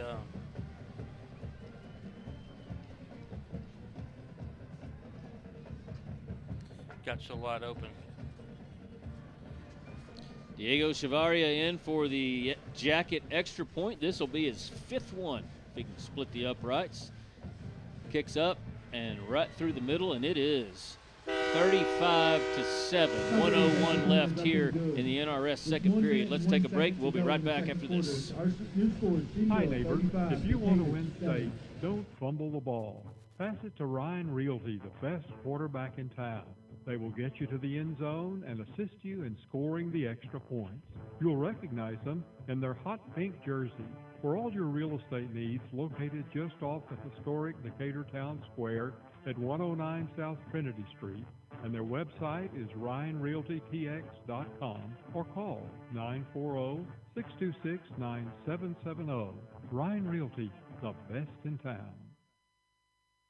Stuck in a state of falling behind? Struggling to keep up with your kids' finances, insurance? Then let State Farm agent Teresa Mader help you simplify by handling your auto, home, and life insurance so you'll have more time for everything else. More money, too. So call State Farm agent Teresa Mader at 940-627-3006 today and get to a better state with State Farm. Visit Teresa Mader State Farm at 1141 South FM 51 in Decatur. Go Eagles! 35-7 your score. Stephenville with a big lead over Decatur. Minute 1 second left here in your first half. Palmer and Feltz back deep to receive this Jacket kickoff. It's deep down the middle. It hits at the 3-yard line, bounces into the end zone. Let me see if I can get my app to work, Charlie.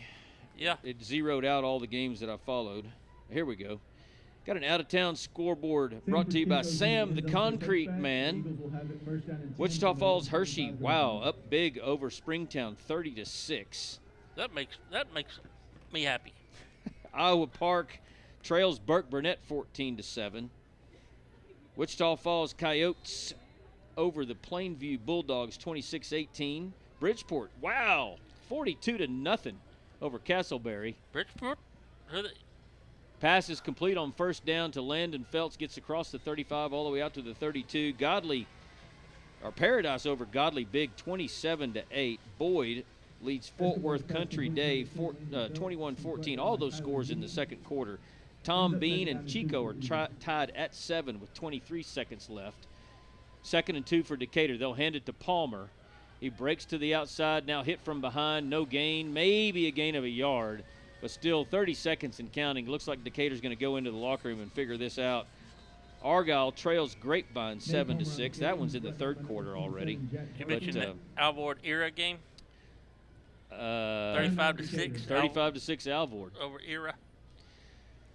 Yeah, I tried to pull that up a second ago, and the Dave Campbell's app was out. But that. You mean the app that sucks? Yeah. Continues to suck.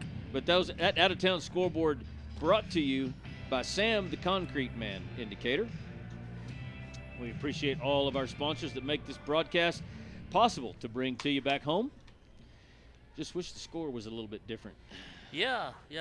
This makes it with my troubles I'm having over here and the score. The best thing I'm about not having a good night, Pat. The best thing about this trip down here has been our burgers at Old Grumpy's before the game. Grumps did have some good burgers. Yeah. Here, I forgot to switch this thing here. What do you mean? I was here. Now I was here.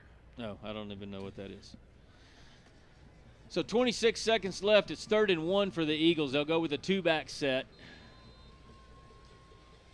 26 seconds left in the half, I should say. Now we've got a timeout. Another Grand Pools timeout, this one by Stephenville. Let's take a quick break, Charlie. We'll be right back on Decatur Sports Network. Dynasty Overhead Door is the premier garage door company in North Texas. We offer garage door sales, installation, and repair services for both residential and commercial customers.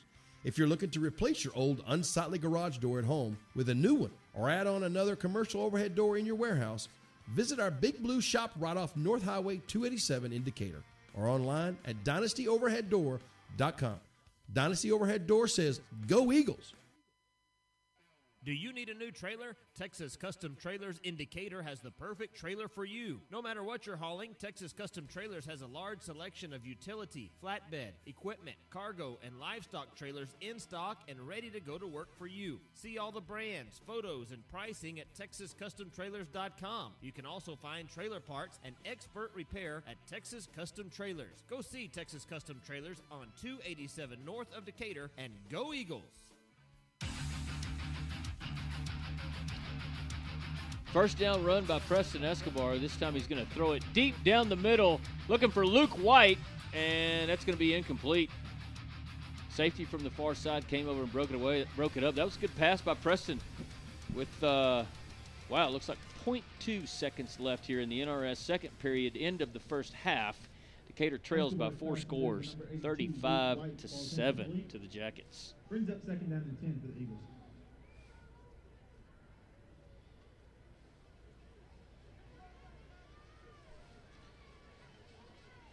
So let's see. I guess down this many points, they're going to try to heave it down the end zone, hope something good happens, and then go to the locker room and figure it out. Now they're just going to hand it to Palmer, and he runs with it across the 45 up to the 47. And that'll do it. That'll be the end of the first half, and your score going into the locker room, 35 for Stephenville and only 7 for your Decatur Eagles. We'll be back with your halftime show and the Big Blue Marching Band right after these messages. Fit and Wise in Decatur is proud to provide sports medicine and therapy programs for all North Texas athletes with injury clinics on Saturday mornings. Their sports and therapy program features an experienced sports medicine team, a wide range of team and extreme sports programs, and physical therapy and rehabilitation services to keep you on top of your game. Fit and Wise has a state-of-the-art therapy location right here in Decatur, along with others around the Metroplex. Come by and visit our friendly staff or visit us online at fitandwise.com. Hey everybody, Carson Caraway with the Caraway team. When it comes to selling houses, curb appeal really helps. One of the best at creating curb appeal is Chase Chapman with Chapman Irrigation. He's one of the hardest working guys I know. He's always in the field, he's always on the go. I wanted to stop by and just say hi to him real quick. We'll check on him. Chase, what are you doing? Hey Jason, it's Tuesday, 1 o'clock. What are you doing? I'm going to play golf. Oh man, cut. I just told him how hard you work.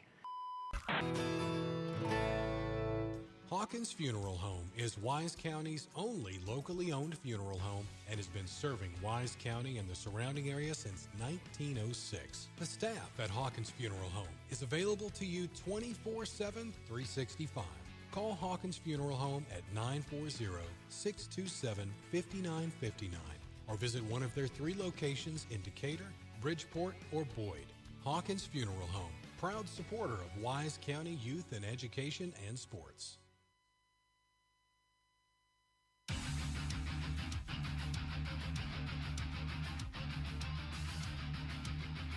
Welcome back to the halftime show here at Tarleton Stadium, Lon Reisman Athletic Center, where the Tarleton Field here is located.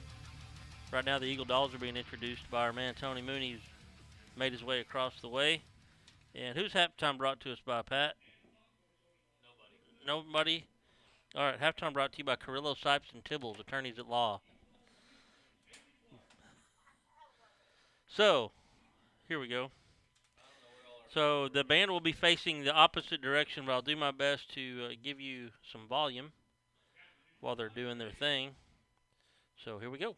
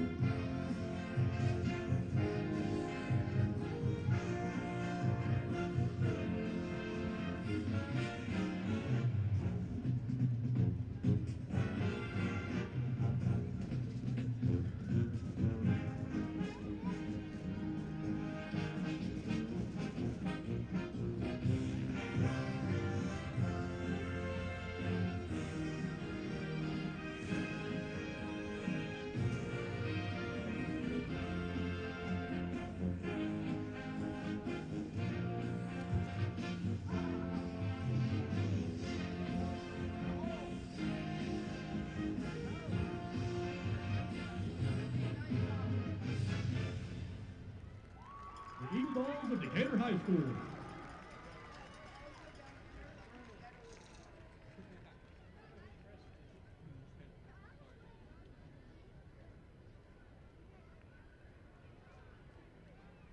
Here they come, Stephenville, the most aggressive, the most amazing, the most action-packed band in the land, the Big Blue Marching Machine. The BBMB will be performing the opener for their 2022 show, Heroes, featuring music from David Bowie's Life on Mars and Michael Giacano's Enterprising Young Men from Star Trek. Drum majors for the BBMB are Chris Lopez, Bailey Johnson, and Jace Madison. Directors for the BBMB are Ginger Dillard, Brian Grubin, Caleb Hessert, Eric Lawson, Holly McNeil, and Eric McNeil. The section of the week is the Color Guard. Sit back and enjoy Heroes.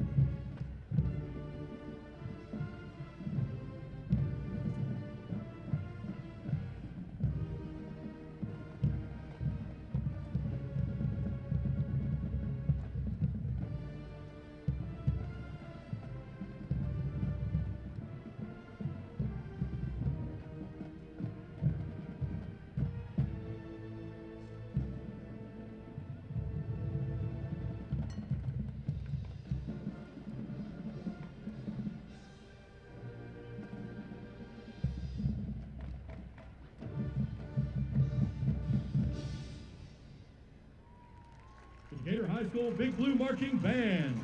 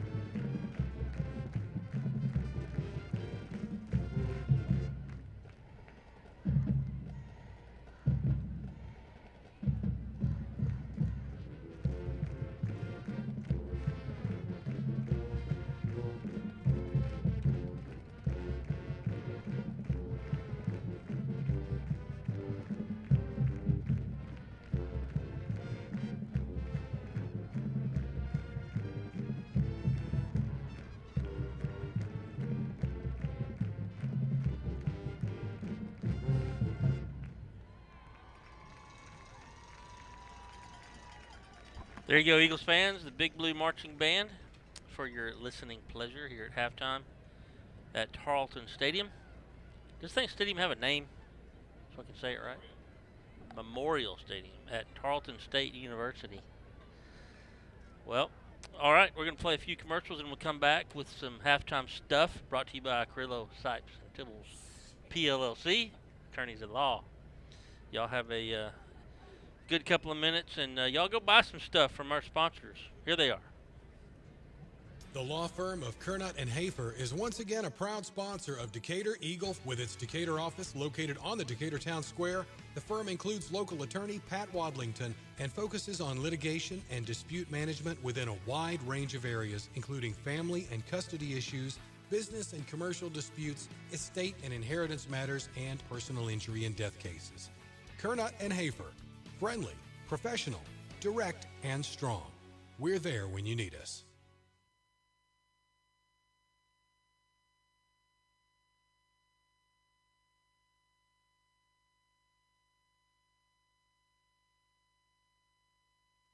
Hey Wise County, Erie Co AC and Heat is honored to support the Decatur Eagles.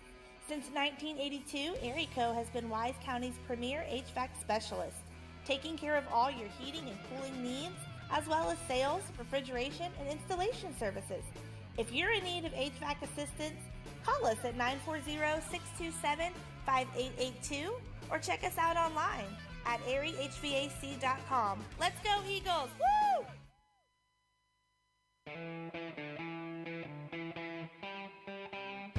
Fuzzy's Taco Shop is your one-stop taco shop. For breakfast, brunch, lunch, dinner, hang time, game time, you get the picture. Our Fuzzy's Baja-inspired tacos, nachos, burritos, and fresh salads are perfect for any time of the day. Grab your ticket stub and head into your local Fuzzy's in Decatur today or tomorrow for free chips and queso with a $5 purchase.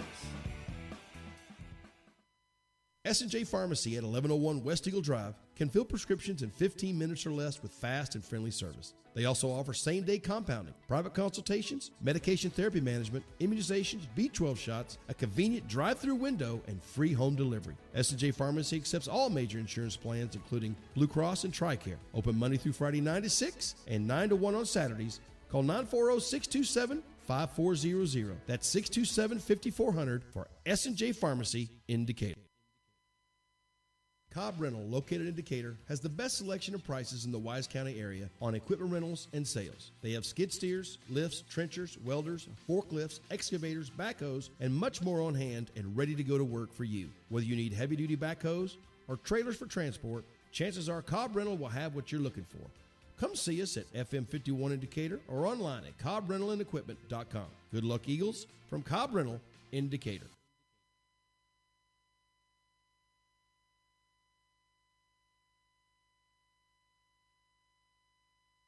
Bison Creek Homes is an established home builder in Decatur, proudly serving Wise County and surrounding areas.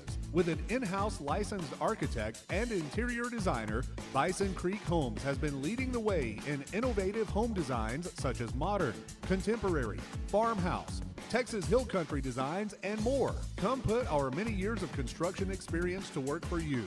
Visit BisonCreekHomes.com and check out the many beautiful homes we have built. And go Eagles! Fit and Wise in Decatur is proud to provide sports medicine and therapy programs for all North Texas athletes with injury clinics on Saturday mornings. Their sports and therapy program features an experienced sports medicine team, a wide range of team and extreme sports programs, and physical therapy and rehabilitation services to keep you on top of your game. Fit and Wise has a state-of-the-art therapy location right here in Decatur, along with others around the Metroplex. Come by and visit our friendly staff or visit us online at fitandwise.com. For all your seamless gutter needs, give us a call at Wise Gutter Solutions, area code 940-389-7880 for a free estimate. We service Wise and all surrounding counties. We offer new install, repair, leak protection, and cleaning services. We have over 32 different colors for you to choose from also. You can log on to our Facebook page and follow us at Wise Gutter Solutions or our website, wiseguttersolutions.com. We appreciate the opportunity to earn your business and we look forward to speaking with you. Make the wise choice, Wise Gutter Solutions. Go Eagles! Welcome back, Eagle fans. bring you the Stephenville band or the Yellowjacket band. So here you go.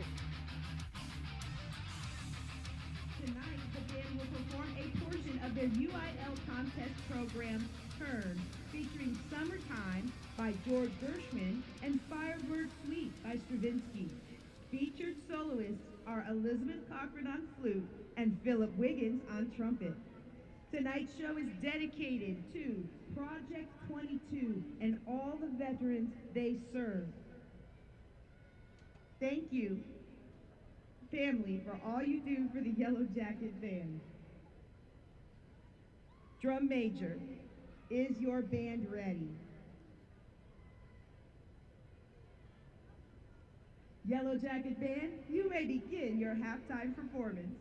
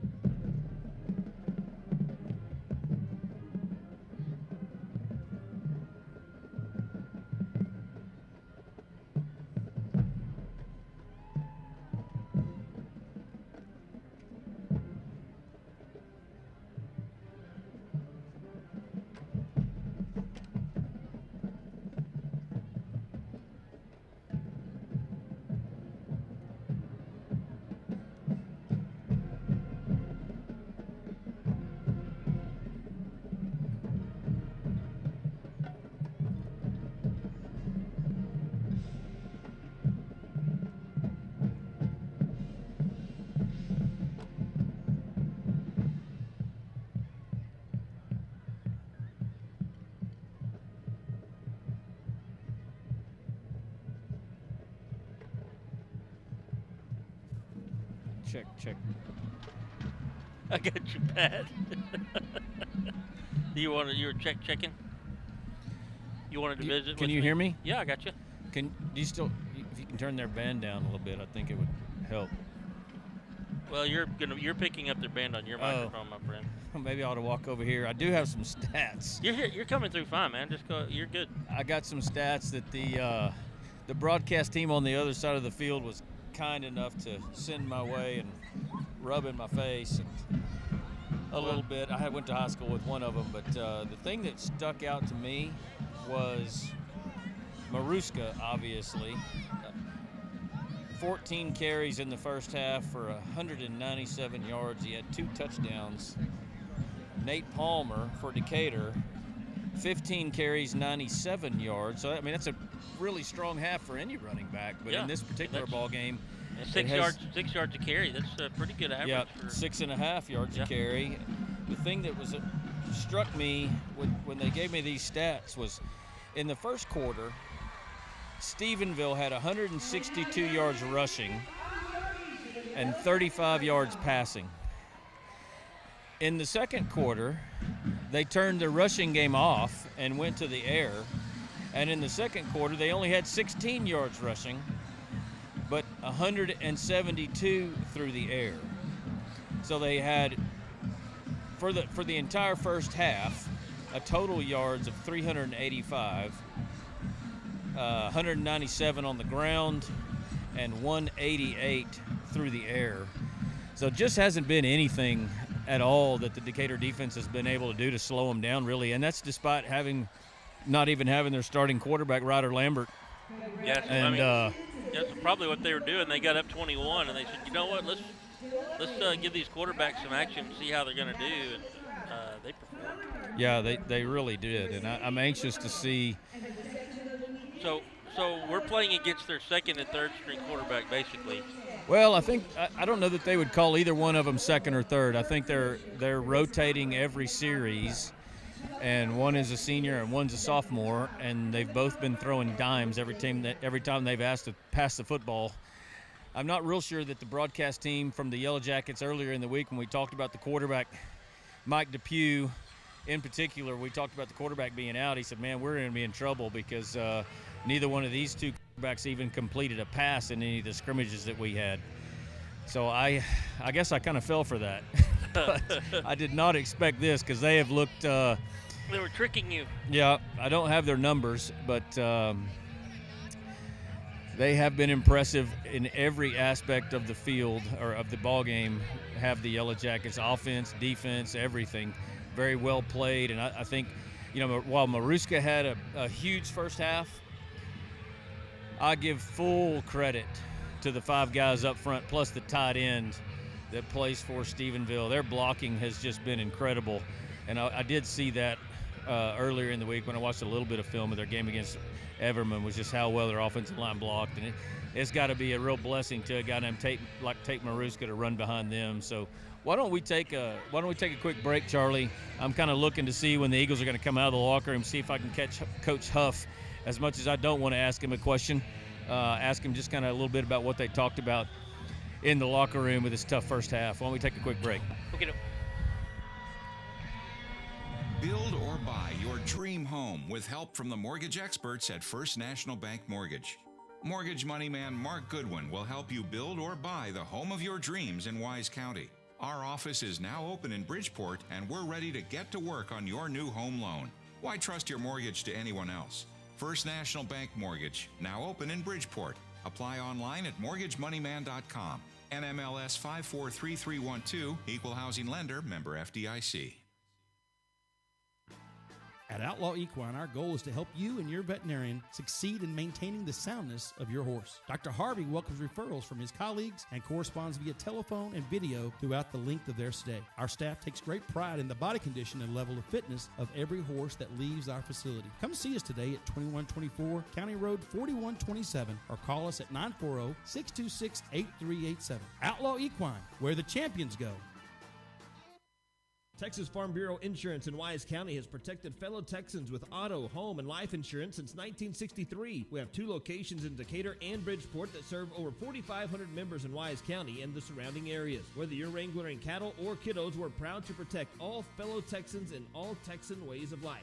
Kelly Lynch, Doyle Lowe, Lisa Bradshaw, Chris Hanlon, and Monty Houston are located in the Decatur office across from James Wood Motors. Lisa Bryant and Todd Vineyard are located in the heart of Bridgeport on Halsell Street. Give us a call or stop by and speak to one of our 6 local agents. Coverage and discounts are subject to qualifications, and policy terms may vary by situation.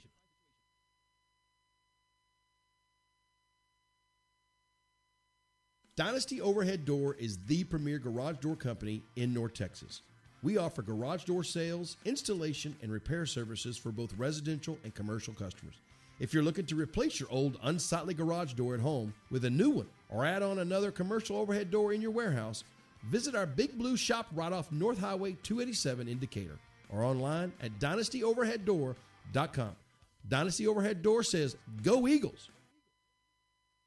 Do you need a new trailer? Texas Custom Trailers in Decatur has the perfect trailer for you. No matter what you're hauling, Texas Custom Trailers has a large selection of utility, flatbed, equipment, cargo, and livestock trailers in stock and ready to go to work for you. See all the brands, photos, and pricing at TexasCustomTrailers.com. You can also find trailer parts and expert repair at Texas Custom Trailers. Go see Texas Custom Trailers on 287 north of Decatur, and go Eagles!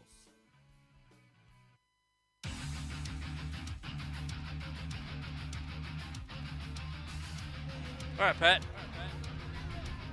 Back here at Memorial Stadium, Eagles coming out of the locker room here, walking in the north end zone. Your score at halftime, 35-7. I'm going to see if that's Stephenville with the lead. James Wood Motors scoreboard. The who? James Wood Motors scoreboard. I thought you said George somebody. The James, let me enunciate better. The James Wood scoreboard. 35-7. These headphones that I've got down here on this little eagle ear is not real swift, so I'm looking for Coach Huff as bad as I really don't even want to find him, to be honest with you. But he might give you the wave off. Somebody's got to do it, I think. That falls to you, my friend. Yeah. I see him over there across the field talking to a man in a striped shirt. Probably asking, hey, can you call penalties on them? Uh-oh. What? I got you. I lost you. Oh, he lost his headsets. I lost you there for a second. Oh, are you back with me? Yeah, I lost everything there for a second. Well, your microphone was working. Oh, He's man. still over there giving the referee the business, isn't he? What's that? So is he over there giving the referee the business? I don't know what. I'm not sure if he's complaining about anything. He's talking about something. He's got his hands on his face and rubbing his cheeks. Might be asking what's for dinner tomorrow night. Nah, I don't know. Stay with him, man. The Coach Palmer passing me, a big smile on his face. So here comes Coach Huff. He may be trying to avoid me. I don't know. You think he is? No. I don't think he is. I think he's making a beeline to the sidelines. But there is, looks like about 3 minutes, 9 seconds left to go here. Yeah, he can give me a nod. Here we go. Okay, good. All right, Coach Huff, everyone. Coach, tough first half against a really, really good football team. What was your message in the locker room? Well, we got to finish on offense. We've been in situation 2 drives. We're in scoring zone. I think one we may have been close to the red zone and didn't finish off. Just some silly mistakes, but again, we're trying to grow up through this process, and it's hard to grow up against a really good football team. But I think the kids, they're not going to quit fighting. I know that. Well, good luck in the second half. Looking forward to it. Appreciate it. All right, well. That's a good message for halftime. Let's just set the score to 0-0. Let's just win this half. Hey, I think the best you can do. 2:28 and counting on the halftime scoreboard.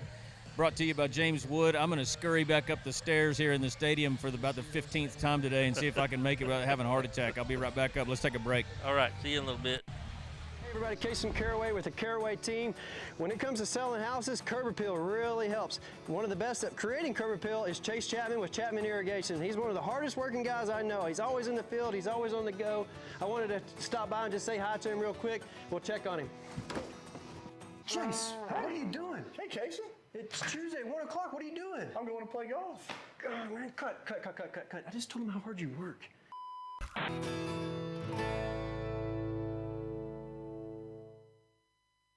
Hawkins Funeral Home is Wise County's only locally owned funeral home and has been serving Wise County and the surrounding area since 1906. The staff at Hawkins Funeral Home is available to you 24/7, 365.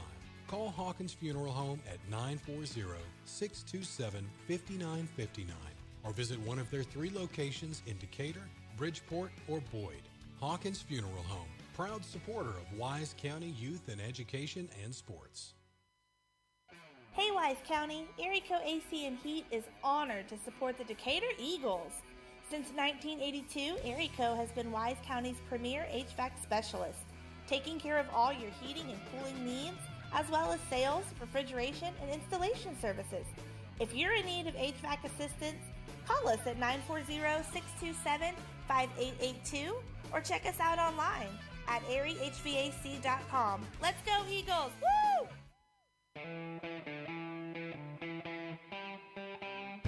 Fuzzy's Taco Shop is your one-stop taco shop. For breakfast, brunch, lunch, dinner, hang time, game time, you get the picture. Our Fuzzy's Baja-inspired tacos, nachos, burritos, and fresh salads are perfect for any time of the day. Grab your ticket stub and head into your local Fuzzy's in Decatur today or tomorrow for free chips and queso with a $5 purchase. S&J Pharmacy at 1101 West Eagle Drive can fill prescriptions in 15 minutes or less with fast and friendly service. They also offer same-day compounding, private consultations, medication therapy management, immunizations, B12 shots, a convenient drive-through window, and free home delivery. S&J Pharmacy accepts all major insurance plans, including Blue Cross and TRICARE. Open Monday through Friday 9 to 6 and 9 to 1 on Saturdays. Call 940-627-5400. That's 627-5400 for S&J Pharmacy in Decatur.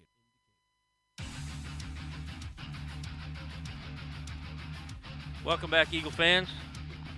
Whoops, hang on, Tony. I got you now. Okay. Stephenville took the Decatur Eagle kickoff on the 4-yard line, brought it up to about the 35-yard line to start the second half. Be the 25-yard line there. Was that 25? Oh. 26. Oh, I saw 35. Where's Pat? Where's Pat? We need Pat. This is the third quarter brought to you by the shop. Yeah, you got the B team. You definitely got the B team right now until Pat gets up here. Yeah, Pat will come back, and immediately the broadcast will increase by 1,000%. Yeah, here he is. There he is. The broadcast will increase by 10% in 3, 2, 1. I don't know about immediately because I'm out of breath. No, even out of breath, it improved. On 1st and 10, Maruska gains about 13 across the 40 to the 42, excuse me. And Stephenville kind of picking up where they left off, to be honest, guys. Well, as soon as we get a little break here, I got to shout out. 3 receivers left, 1 to the right. There's your snap. Sanford under pressure, rolls to his right. Now he's got room to run. He's into Decatur territory. He's down the sideline on the far side, and he is going to score. We had 2 defenders there. It's almost like they ignored him. 59-yard touchdown run by senior Ryan Gafford on the quarterback keeper. Ryan Gafford. Takes it 59 yards for a Yellowjacket touchdown. Well, so we got the sophomore torching us in the air, and now the senior torching us on the ground. Now they've both been throwing the ball well. I said Ryan. I don't know whether that was Sanford or Gafford. I couldn't tell. That was Gafford. Sure was. That was a sophomore. I see him on the big screen now. Maybe that's what I need to start looking at to get numbers, is that big screen. We can actually see them on the big screen versus the field, because the field with the lighting is a little washed out, which really the gray just blends into it. Yeah, you can't see the numbers. We're just going to stay here, boys. We ran a bunch of commercials right before we came back, so let's stay here. Real quick shout out to Kingfish, Coy Dan Ice Cream Harris, Mandy, and dogs Bert and Maisie. Well, I hope Maisie's. Let me go back and look and verify that that's the case. I will say this. That'd have been a mistake. Oh, yeah, Macy's a dog. The coaching staff would like to thank the Cotton Patch Cafe for their continued support of just on the sideline and talking to some of the Eagle dads down in the end zone and some of the people in the stands. I mean, nobody expected this. I don't know that anybody expected us to come in here and, have a cakewalk, but nobody, including me. Well, after last week. I didn't expect 42-7. No, after last week. At half. We expected a chippy game. And what we're seeing right now is just a clinic put on by the Yellowjackets. But I will tell you, you're going to find out a lot about these kids. They're down 35 points starting the third quarter. They're going to keep playing hard or not. Yep. And that's probably the most important thing here. I'm sure at a certain time, unless a miracle happens and Decatur crawls back into this with some big plays, there's going to be some backups and stuff coming in here pretty quick as Nate Palmer takes that kickoff out to the 35-yard line. Can we get some backups up here? Yeah. If I can head back over to Grumps. We should have never left. Can we restart this evening from about 6:30 on? A reboot. Well, welcome to North Texas football, Coach Huff. Yep. 2 wide right, 1 to the left. Stastny comes in motion here to the near side as the Eagles move from our left to right. Pass is complete to Dubois, and he's met right when he catches the ball. I think that's, is that 24 or 34? 34. Escobar's is that pass 24? Number 1, 24, Austin Juergens, corner. I need to go to the eye doctor. Brings up second down. The jerseys aren't helping much. No. I still need to go to the eye doctor, though. You being 52 is not helping much either, Tom. No. There's a loss of 1. They'll bring up 2nd and 11. They'll hand it to Palmer. He breaks a few tackles. Now he's gobbled up and thrown down in the backfield. That's big number 31, Malachi Arredondo. Throws Nate for a yard loss. That's going to bring up 3rd and 12 for the Eagles. That will bring up 3rd down and 12 for the Eagles from their Stephenville looking every bit the number 1 team in 4A Division 1. Yeah, no doubt. In all aspects. All aspects. Feltz comes in motion now. They'll hand it to Palmer. He's up the middle. across the 35 to the 36, and there's a scrum of about 16 players in one spot. And they'll stop him at the 37, and Decatur's going to punt.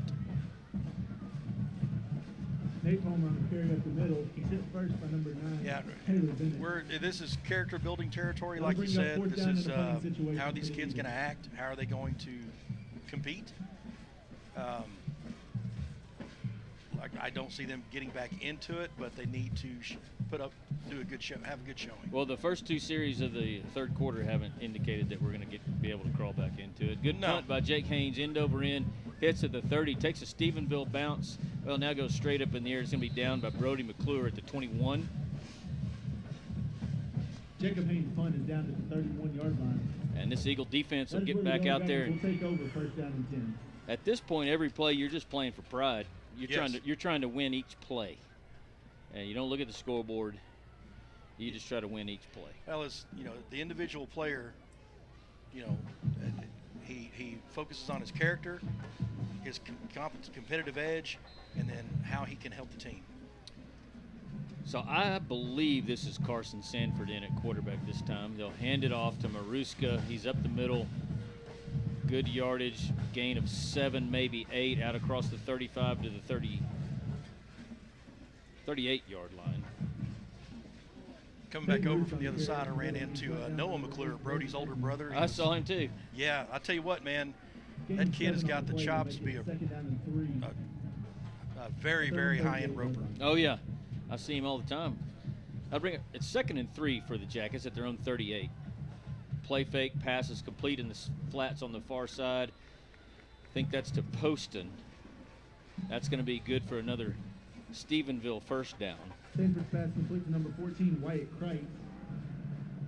He's brought down by number Chains keep moving. 8:40 left in the third quarter. That is your the shot of the third quarter. Handoff Maruska on 1st and 10. He's met at the line of scrimmage, bounces outside. Short gain, gain of 3 out to the 45. Real good fight there by the Decatur front defense and the linebackers stepping into the holes, wrapping up, bringing them to the ground. Caden Barnes checks in. Lando Henry checks out. Your corners, Jake Haynes and Antoine Gilbert. Your safeties, Cade Brazil and Brody McClure. On 2nd and 7. Handoff Maruska. Puts his hand on the backside of that big tackle and just pushes forward. That was number 61, Clayton Smith, 6'3", 240 pounds, and Maruska just put his hands right in his back and followed him all the way across the 50 into Decatur territory at the 49. Probably saying thank you, sir, the whole way. So 3rd down 1, 7:40 left in this third period, brought to you by the Shop in Decatur. There's your snap, handoff Maruska again. He's got the first down, pushing his way inside the Decatur 45, still going inside the Decatur 40. It's a big pile of people all the way down to the Decatur 37. That was 10 extra yards of just push by the running back and several linemen. Yeah, that's in rugby, that's called a maul. When you go into contact like that and the whole team gets behind and just keeps pushing. Pretty good description. That's 100% a maul right there. 1st and 10, Stephenville at the Decatur 38. There's your snap, play fake. Pass down the left sideline. Great play there by Jacob Haynes. Good coverage. Played the ball well. That's a tough position to be playing right there at corner when you're left all alone. And Jake's probably Jake was 5'7". right in his hip. Oh, yeah. But he was right in his hip right there defending that play. They've got this Tristan Gentry listed at 5'10". He looks taller than that. So 2nd and 10. Sanford in a shotgun sends Maruska out of the backfield in motion. Under pressure, screen pass, knocked down, almost intercepted by Hunter Chenault. I couldn't tell if that was Henry that got the deflection or Chenault himself, but almost intercepted. And Lando tried to throw it to the umpire and overthrew him by about 5 yards. Glad Lando's not a quarterback. He is truly a linebacker. He is truly a linebacker. You're absolutely correct. Actually, he threw it pretty well. It had some heat on it. I think he just didn't realize how much butt he put behind that thing when he threw it. 3rd and 10 Jackets from the Decatur 38. Maruska's got it. Henry meets him at the line of scrimmage. He surges forward to the 35. That's going to bring up 4th down and 7. This is an interesting situation. Bruce on the carry up the middle for a gain of 3 yards. 42-7. They just go for it, or they just try to drop it in from I'm position? thinking they probably will go for it. They're leaving their quarterback out there. Yep. 2 receivers wide to each side. 4th and 7. Carson Sanford, the senior at quarterback. He'll move Maruska to his left. There's your snap. He's going to throw it. Under pressure. Rolls to his left. Throws it across the middle. Incomplete. Nice, nice, nice. Good defensive play right there. Nice stand there by the Eagle defense. You know, at this point, you take the positives as they come, and that was a positive. Interesting there that Maruska was to the right of the quarterback, and he wasn't going to move. The quarterback had to reach back and grab him. Yeah. And say, get over. So the Decatur offense will come back onto the field. 6:34 left in the third quarter, brought to you by the Shop of Decatur. 2-back set with Escobar is James and Palmer. There's your snap. Esco looks to throw it. Steps up in the pocket. In trouble. Sacked. Brought down from behind. A real quick score for you guys. Pampa, next week's opponent, lost to Amarillo Caprock 20-0. That'll bring up 2nd down and 11 for the Eagles. 2nd down and 11 for Decatur. Ball spotted at their own 34. They'll hand it to Palmer. Met at the line of scrimmage. Short gain, if any. Trying to pull up my app here so we can get some scores around the area. Make sure that they're updated. I got one for you. Burke Burnett 21, Iowa Park 14. Scores around the area brought to you by Sam the Concrete Man. That'll bring up 3rd down and 9 for the Eagles. Ooh. Waco La Vega 7, Midlothian Heritage 41. 3rd down and 9. Esco's going to fake it to Palmer, keep it, and I think we got a face mask. Turned upfield and his helmet turned to the left, and I think they grabbed his face mask. That'll be a nice Speaking of that, gift. Before the half, when I was walking across the other side down here when we were in the end zone, we had that penalty and then it came back. Yeah. There were 2 face masks that Stephenville did right in front of the refs. They never even called. Really? Oh, yeah. Esco freaked out at one point. Esco the dad or Esco the son? Both.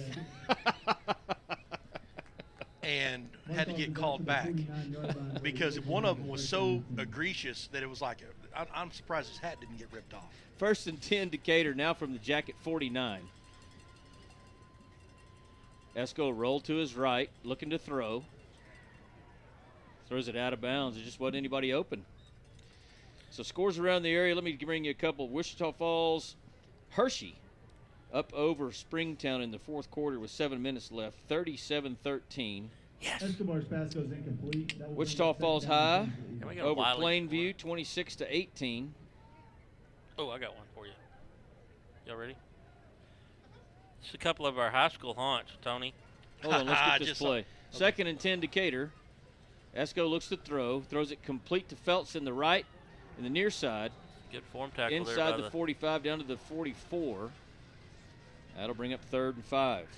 So a couple of places that Tony and I hung out in high school a little bit. Briar 14, Jeterville 14. 3rd quarter.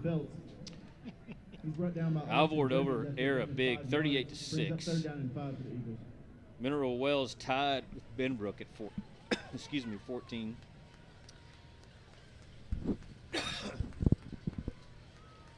Play fake to Palmer.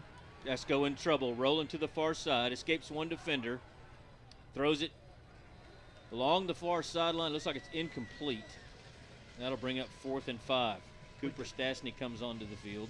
The turf monster got a hold of that Stephenville defender. He was chasing Esco down. Esco was getting ready to set up to throw, and the guy just fell down. Kyler Crow comes off, and I don't know whether he was part of the little illness that was kind of going through the locker room in Decatur or not, but that's the first time I'd seen Kyler on the field tonight as he trots off, and Cooper Stastny takes his place on 4th and 5. Play fake. Esco throws it over the middle. Incomplete. That's got to be a flag. How do you not throw the flag? There it is. The defender had a hold of Landon Feltz for about 2 yards before the ball got to him. Pass interference or holding going to be called on the Jackets. I think he was asking him to the prom. He did. Tony, one score you'll like. Is that Gun Barrel City? No, Lubbock Cooper Pirates 33. The hated Abilene Wiley Bulldogs 21. Nice. Chico tied with Tom Bean 7-7. That's at half. At least that's when the last reported score. Have we ever talked about Chico fights? No. You remember that, Tony? I do. Like, you don't fight with somebody from Chico.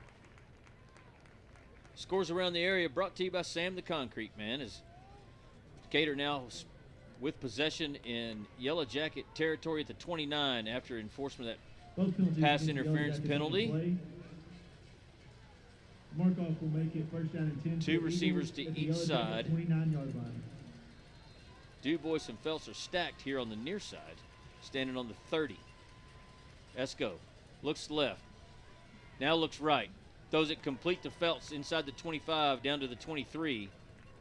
Pushed out of bounds there by number 9. Escobar's pass complete to Landon Phelps. Taylor Bennett. You can turn that light back on, Pat, Yeah, I if you can't want. see a thing. I turned it off so I could see you getting Coach Huff to the microphone earlier. 2nd and 5 Eagles. They trail Stephenville 42-7 here in the third period. Brought to you by the shop. Handoff Palmer inside the 20. Well, they'll spot him right at the 20.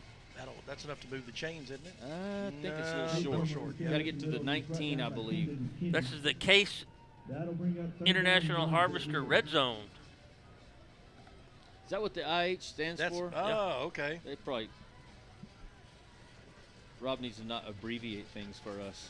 So 3rd and 1, Phelps comes in motion. Escobar's going to keep it himself. Gets into the secondary. He's got the first down inside the 15. And that's another Decatur Eagle, Krisha Heston, Parker Properties first down. I think we missed a couple of those. Yeah, we missed a couple of Graham Poole timeouts in the first quarter as well. So it's fair to mention Graham Poole's here. Esco keeping that ball at the middle, ran into number 73, Aiden Nance. Aiden's a big boy.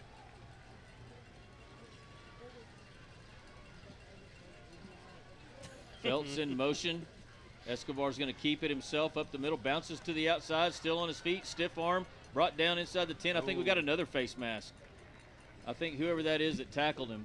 Of course, you can't see any of the numbers for Stephenville. 11. Esco had to take his helmet off to readjust it. Yeah, it was. He grabbed some shoulder pad and some face mask, and I think if you go back and look at it, offensively, we've been able to move the ball on them. It's a complete flip from, what we've seen before in the past, the last few games. Offensively, we're doing well. Defensively, we're just getting hammered by these big plays. There's a lot of them. Big plays and little plays. And yeah, I mean, they've been able to do whatever they wanted. Yeah. So 1st and goal, Decatur. They're going to hand it to Palmer. Breaks to the outside. There it is. Hesitates. There it is. Did he get in the end zone? He did. He did. Touchdown, Nate Palmer. Nice run, That man. scramble, he was on about the 3, and he's going down. He put his free hand down and just extended that ball out across. Well, and he had to evade a defender in the backfield before he could even cut up field. I think that was probably Camden McKinney, big defensive end, and he was able to shake him and then squirt into the end zone. So Aldape in. That's a McLaughlin Supply touchdown. Just the second one of the night tonight. And there's Haynes with the hold, and Aldape is good on the Decatur Tire extra point. Let's take a quick break. We'll be right back with some more Eagle football right after this. Cobb Rental, located in Decatur, has the best selection of prices in the Wise County area on equipment rentals and sales. They have skid steers, lifts, trenchers, welders, forklifts, excavators, backhoes, and much more on hand and ready to go to work for you. Whether you need heavy-duty backhoes or trailers for transport, chances are Cobb Rental will have what you're looking for. Come see us at FM 51 in Decatur or online at CobbRentalAndEquipment.com. Good luck, Eagles, from Cobb Rental in Decatur.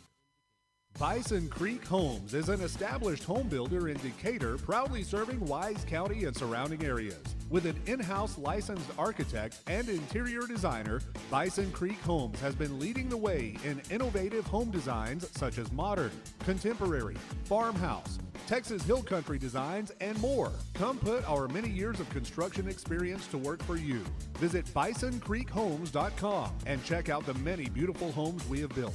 And go Eagles! This is Eagle Football on Decatur Sports Network, presented by Chapman Landscape and Irrigation and FitWise Decatur. 42-14 your score. 2:38 left here in the shop third quarter as Aldape kicks off after that Nate Palmer, I think it was about a 7-yard rushing touchdown. Oh, yeah. Nice drive by the Eagles. It just kind of methodical. They were helped out with a few plays. A few penalties. A couple of face masks, pass interference penalty against. Was there that many? Yeah. Sorry. They had 2 face masks at least. Yep. And a big pass interference call on Helton down about the Jacket 25-yard line, kept the drive alive. And Palmer able to go around the near side and squirt into the corner of the end zone. That scoring summary brought to you by Wise Choice Meats. Aldape showing some power on that kick. He kicked it in the end zone again. Yep. Jackets will hand it off to Maruska again. Met at the 30-yard line by Brazil, brought down at the 32. But he's sticking to his average of his average in the first half was about 14 yards a carry. So Eagles doing good to hold him down to a 6-yard gain. Let's call it 7. It's 2nd and 3 on the James Wood scoreboard. 2:13 and counting left here in the third period, brought to you by the shop in Decatur. Play fake. Quarterback keeps it himself, brought down at the line of scrimmage. They're back to the sophomore now, number 20, Ryan Gafford. Boy, just a plethora of good quarterbacks at Stephenville. Quarterback high, I think we've called it before. Quarterback high, yep.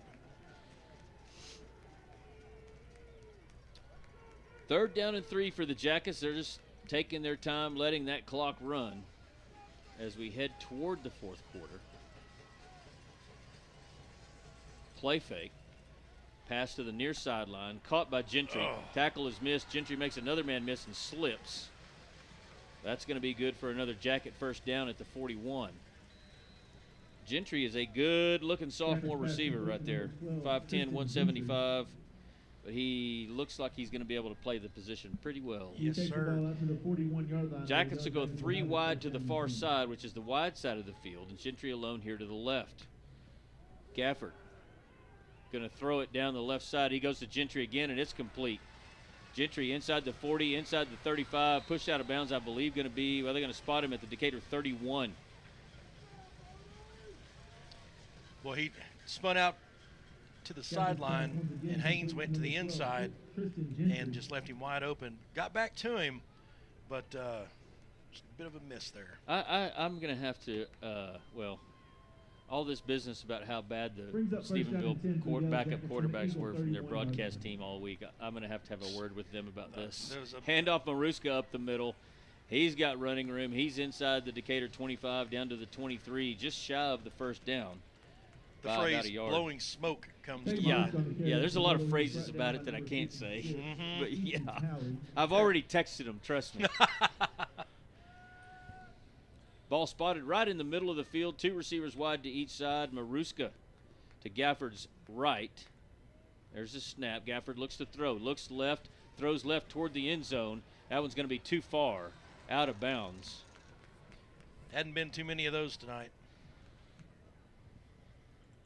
No, they sent me some stats, but they didn't give me the passing stats. They gave me the yardage, but they didn't give me the completion percentage and all that. Brings up 3rd down and 2 for the Yellowjackets. That probably would have been their guilty conscience kept them from sending that to me. Yeah, I'm sure that was the case. Yeah. I'll bring up 3rd and 2 for the Jackets. Handoff Maruska. Met in the backfield by Wyatt Vinzant. Brought down at the line of scrimmage. No gain. That'll bring up 4th and 2. Mendoza in the backfield. Bringing down Maruska. Man, he's had I wonder how many carries he's had tonight. Tate Maruska. Got to be in the 30s. Yeah, easily. That's going to end our third period. We'll go to the fourth. The third period was brought to you by the Shop in Decatur. We appreciate their sponsorship of the show. 42 to 14 is your score. We'll be right back with the start of your fourth period right after this. Fit and Wise in Decatur is proud to provide sports medicine and therapy programs for all North Texas athletes with injury clinics on Saturday mornings. Their sports and therapy program features an experienced sports medicine team, a wide range of team and extreme sports programs, and physical therapy and rehabilitation services to keep you on top of your game. Fit and Wise has a state-of-the-art therapy location right here in Decatur, along with others around the Metroplex. Come by and visit our friendly staff or visit us online at fitandwise.com. For all your seamless gutter needs, give us a call at Wise Gutter Solutions, area code 940-389-7880 for a free estimate. We service Wise and all surrounding counties. We offer new install, repair, leak protection, and cleaning services. We have over 32 different colors for you to choose from also. You can log on to our Facebook page and follow us at Wise Gutter Solutions or our website, wiseguttersolutions.com. We appreciate the opportunity to earn your business, and we look forward to speaking with you. Make the wise choice, Wise Gutter Solutions. Go Eagles!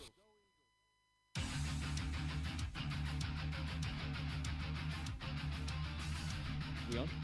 This is Eagle Football on Decatur Sports Network, presented by Chapman Landscape and Irrigation and Fit and Wise Decatur. So on 4th and 2, Jackets are going to attempt a 40-yard field goal. There's your snap and your hold. The kick is up. It's got the distance, and it is good. Diego Chavaria, good from 40 to bring your score to 45 to 14. Baldwin he was just an inch away. He almost had a hand on it. So with 6 seconds left, or 6 seconds expired, in the Prime West Mortgage fourth quarter, Decatur trails 38, 45-14. I said Baldwin, I meant Gilbreth. Sorry about that. Alec Gilbreth. I deserve that. He's one of the Gilbreth brothers. Don't hand him a pistol. No.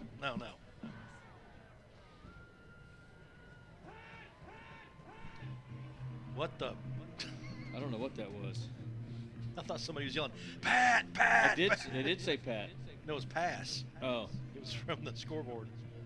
I turned around and looked. Oh, man. So the Eagle kickoff return team is going to trot back onto the field for the, 8th time tonight. 9th time, actually, I think. Palmer stays in. What do you think about that echo there, bro? Thank you. And Felton are back deep to receive this kick. If I'm the Decatur coaching staff, I don't know how long I'm leaving in number 7. But yeah. I mean, despite what's happening here, we have a good football team. Didn't play well tonight so far in the first 3 quarters. We have an opportunity to go up to Pampa and right the ship, so to speak. That ball's going to hit and stays in bounds, and Stephenville is going to recover it. That was a pooch kick that hit on the Decatur 25-yard line and stopped like a 9-iron on a green, and it stopped literally about 1 foot from the sideline. There wasn't a Decatur player around. They were walking away from it because it looked like it was going out of bounds. And a Jacket was able to fall on it and recover it, and they're in business on the Decatur. And that's just not being in the game. No, that's just who that was on the far side, but that's just not. That kind of stuff. They just left the ball there. I'm sure Huff will be addressing that. I'm sure he will. That's an opportunity for some character adjustment. Oh, interception! Is that my man Lane Heston? Lane Heston's going to take it to the house. Come on, Laner! Run! Go! 20, all the way to the 5. He's in. Lane Heston with the highlight of the night for the Eagles. picks off number 2, Carson Sanford, and takes it back 75 yards for an Eagle score. Have I mentioned my man crush on that kid? Now's a good time to talk about it. It just got ratcheted up, I think. Now is a good – I may propose next week. Man, he skied into that ball. Just a sophomore, and that kid has got some great football ahead of him. And it stunned Stephenville literally for like the 10 or 15 yards of him running. They were like, wait, what just happened? And then they finally tried to start catching up to him. Aldape, and that, man, I didn't even have time to. That was the McLaughlin Supply 3rd touchdown of the night for the Eagles. But wait, we don't have the interception sponsored? Nope. I'm surprised. Extra point is no good.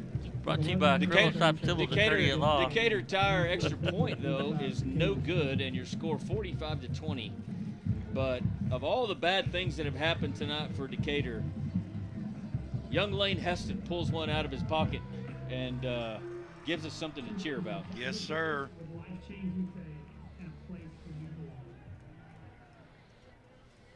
All of his family down there, Shannon, Krisha. Bryson Jade was here, came in from San Angelo to see her little brother play.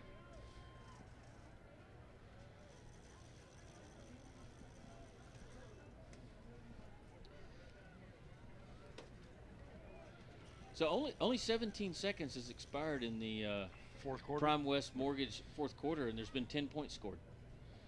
No, 9. 9. Was the extra point blocked? I didn't even get a chance to see it. Did you just miss it? I think you just missed it. No, I was looking at the Brown Top Dairy Queen versus Red Top Dairy Queen Hunger Buster Cup score. So I missed the extra point. So Aldape has put 2 in the end zone tonight. Let's see if he can do it again. This one's high. It's going to be returnable at the 7. Brought across the 15, out toward the 20. Avery, lots of Eagles there. And, maybe a play like that can just give everybody a little bit of energy despite the score and go play like they know they can. Well, and you put some respectable numbers back up on the board, not back up, and come away from this thing, like you said, you're getting ready to head up north. 5 hours north next week. Keegan Hatchell in at defensive end for the Eagles, along with Corbin Owen and Tobin Petrie at nose. Your linebackers are Vincent and I believe Caden Barnes. I can't see. All other starters in the backfield. And there's whistles. And it looks like we're going to have a timeout. Yeah. Timeout, Stephenville. Brought to you by Graham Pools. Let's take one as well, Charlie. 45-20 your score. You're listening to Eagle Football on Decatur Sports Network.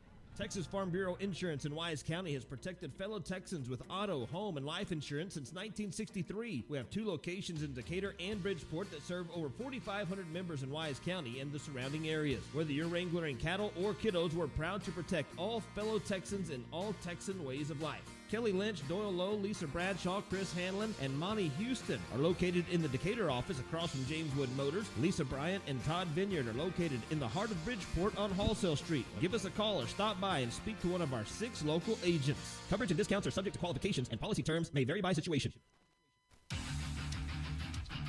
Welcome back to Memorial Stadium. Eagle Football and Decatur Sports Network brought to you by Chapman Landscape and Irrigation and Fit and Wise Decatur. On 1st and 10, Caden Henderson now in at running back. I guess Tate Baruska done for the night, and what a night he's had. But Caden Henderson, 5'7", 165-pound junior. Just got ragdolled to the turf. 2nd and 10. They'll hand it to Henderson again. Bobs and weaves his way across the line of scrimmage, gain of about 6 or 7.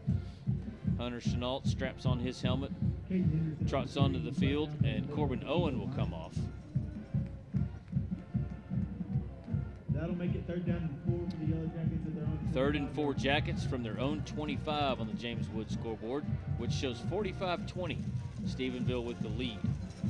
Pass play complete. Oh, batted down. That's my man Lane Heston again. 2 big plays for number 15. They're trying to work that far side of the field, and Lane Heston. Didn't he had a bat one last week as well? I think he did. Yeah. Yeah. Let's keep that going. Good effort there by the Eagle defense. That's going to force a Yellow Jacket punt. Landon Phelps comes in. He'll drop back deep to receive it for Decatur. Stands at the Eagle 40.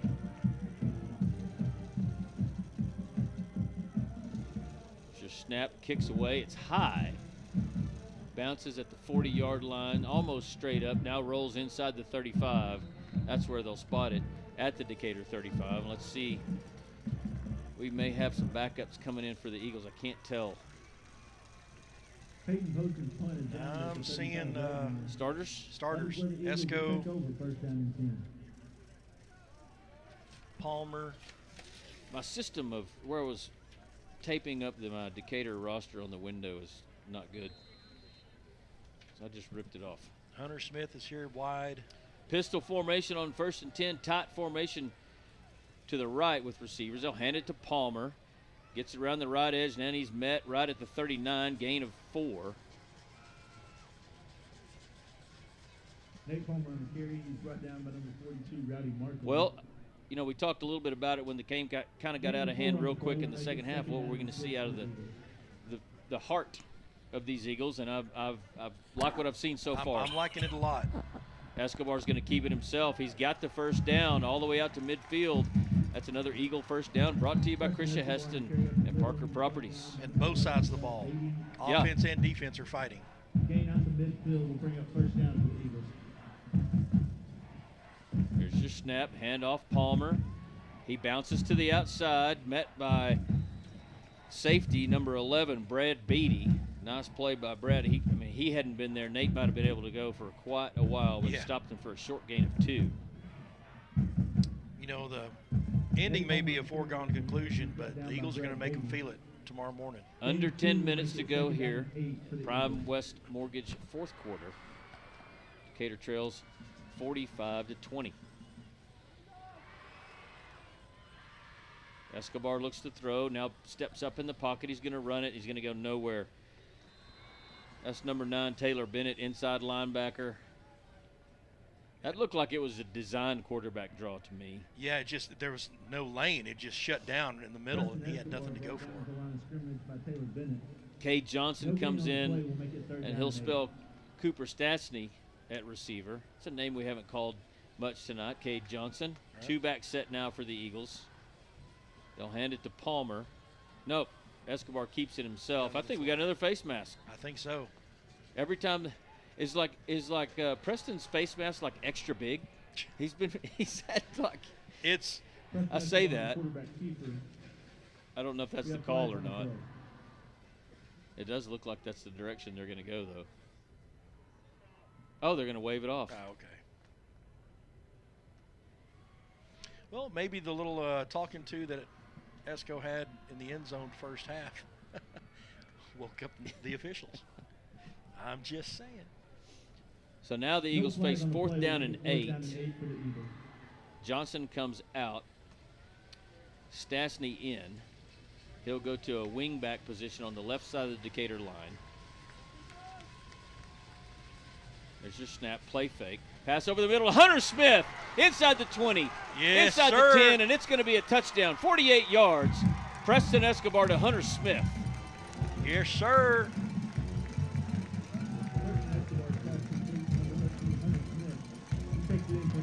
Well, a nice strike on the run. Hunter took it. He planted that right leg and just cut back. Little post pattern, right? Yep.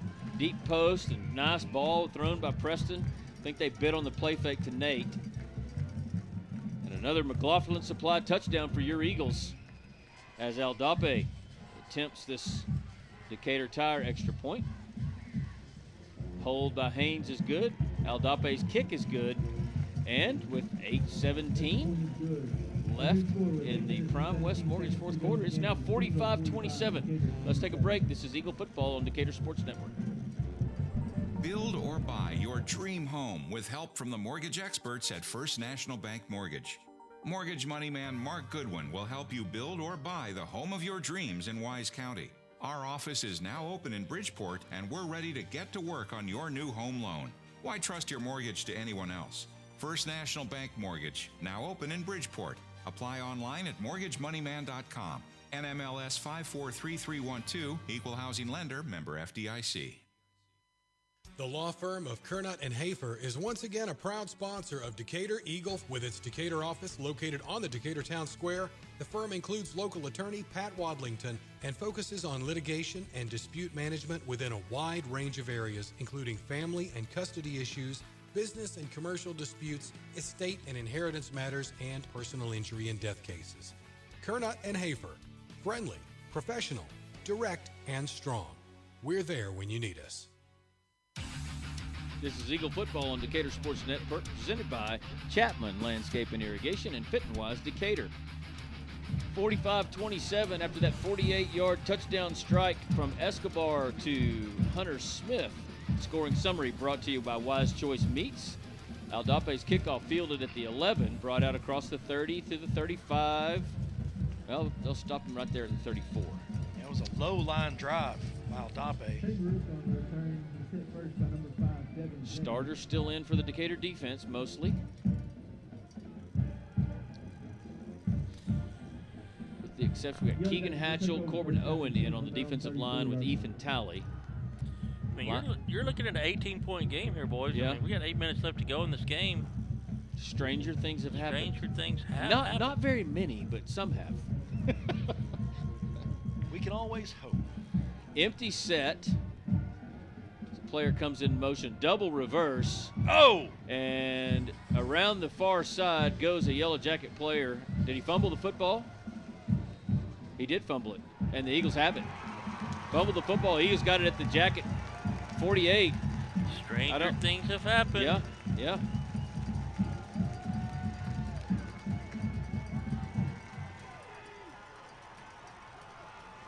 Trick now, get it in the end zone quick. I mean, just keep punishing them. I see a lot of people slapping Antoine Gilbreth on the side of the helmet and high-fiving him. He must have been the one that caused the fumble. The Eagles will take over first down and 10. So Decatur will take over. Luke White at receiver here, split far to the near side. Two-back set with Escobar. There's your snap, play fake. Escobar looks to throw it. He's going to go deep down the side looking for Palmer. It's too far. Oh, he had him on a wheel route. He just overthrew him. Just a little bit. Palmer had his man beat, and Preston just put it out there about maybe 2 feet too far. Yeah. Now, if that would have made your score potentially 34-35 to 45 with still 8 minutes to go.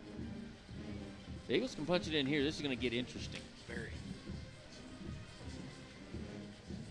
Palmer motions out of the backfield. They'll hand it to James up the middle. He's got a good gain of probably 5 yards. They'll mark him at the 43. That'll bring up 3rd down and see what they call it on the James Wood scoreboard. I'm calling it 5. 3rd and 5. Two-back set again. Brings up 3rd down and 5. White and Felch are the receivers to the near side. They'll hand it to Palmer. He's met in the backfield. Not much there, maybe nothing. Maybe a gain of 1. Yeah, I think he got a yard out of that. Nate Palmer on the carry. He was brought down by number 9, Taylor Bennett, number 27, Jack Barkley. So 4th and 4. 7:0 left in the Prime West Mortgage 4th quarter. Gain of 1 on the play will make it 4th down and 4 for the Eagles. Eagles needing a conversion. 39-yard line is the line to gain. Escobar's going to keep it himself. He's inside the 40, presses forward. He's going to be short.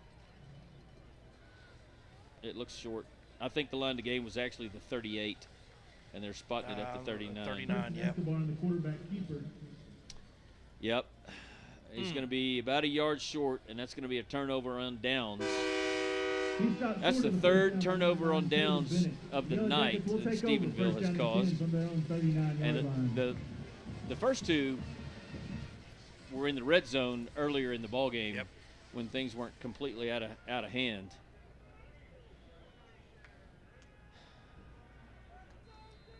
Well, let's see what the defense can pull out of the hat now.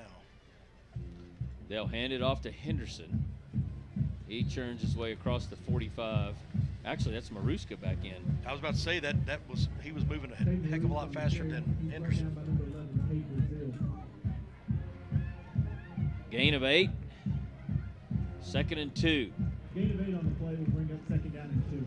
Don't think the Stephenville coaches liked what they were seeing, so they're getting their A-gamers back in there. So your quarterback is your sophomore Ryan Gafford. Your senior that's been playing quarterback, Carson Sanford, is split out here in a bunch formation to the near side. They're going to hand it off to Maruska again. He's into Decatur territory, and we're kind of back to the same theme we saw there for about 3.5 quarters now. Yep. Tate Maruska on the carry. He's brought down by number 38, Lando Henry. First down, Jackets. Good for Yellowjackets. Clock rolling under 6 minutes at this point in your Prime West Mortgage fourth quarter. 45-27 your score. Stephenville with a big lead. Not quite as big as it once was, but no, and I got to say that Decatur did not get consolation points. They've earned every single touchdown that they've gotten this quarter. Handoff Maruska. He breaks into the secondary again, still on his feet, inside the 30, inside the 25. That young man has had one heck of a night tonight. Pushed out of bounds there by Cade Brazil. And he's reminding the Decatur defense, I'm still here. Yeah, he's not tired. No. At the Eagles' 20-yard line. That's where the Yellowjackets will have it first down. Before this game, he was in the first 2 ball games of the season. Well, here this play, they're going to hand it to him again. He breaks into the second level of Decatur defense, brought down to the 15. But he had 482 yards in the first 2 games, 6 touchdowns. So he had 144 in the first quarter. I'm assuming that my friends over across the way will send us some stats, but that is going to be interesting to see what his final numbers are on the night. 250. Oh, I think easy. 3 receivers split wide to the near side. Maruska stands to Gafford's left. They'll hand it to Maruska. He's into the secondary, makes one man miss. I think that was, Antoine Gelbreth makes the tackle at the 5, helps him up, pats him on the helmet. Good sportsmanship there by Antoine. And I think Maruska trots off the field as Stephenville has it first and goal at the Decatur 6. No, the Decatur 4, excuse me.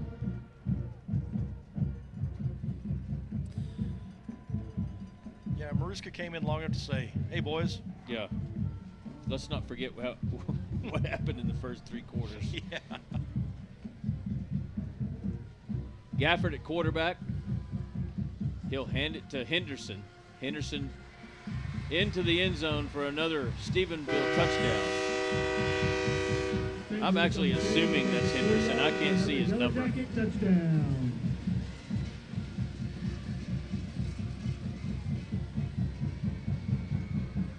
So that'll probably do it for sure. Under 5 minutes, 4:15 left in the Prime West Mortgage fourth quarter. 51 Stephenville has put up on the scoreboard tonight. Pending this extra point, could be 52. Kicks up, it's good, and your score is 52-27 with 4:15 left. This is Eagle Football on Decatur Sports Network. We'll be right back. Dynasty Overhead Door is the premier garage door company in North Texas. We offer garage door sales, installation, and repair services for both residential and commercial customers. If you're looking to replace your old unsightly garage door at home with a new one or add on another commercial overhead door in your warehouse, visit our Big Blue shop right off North Highway 287 in Decatur or online at dynastyoverheaddoor.com. Dynasty Overhead Door says, go Eagles! Do you need a new trailer? Texas Custom Trailers in Decatur has the perfect trailer for you. No matter what you're hauling, Texas Custom Trailers has a large selection of utility, flatbed, equipment, cargo, and livestock trailers in stock and ready to go to work for you. See all the brands, photos, and pricing at TexasCustomTrailers.com. You can also find trailer parts and expert repair at Texas Custom Trailers. Go see Texas Custom Trailers on 287 north of Decatur, and go Eagles!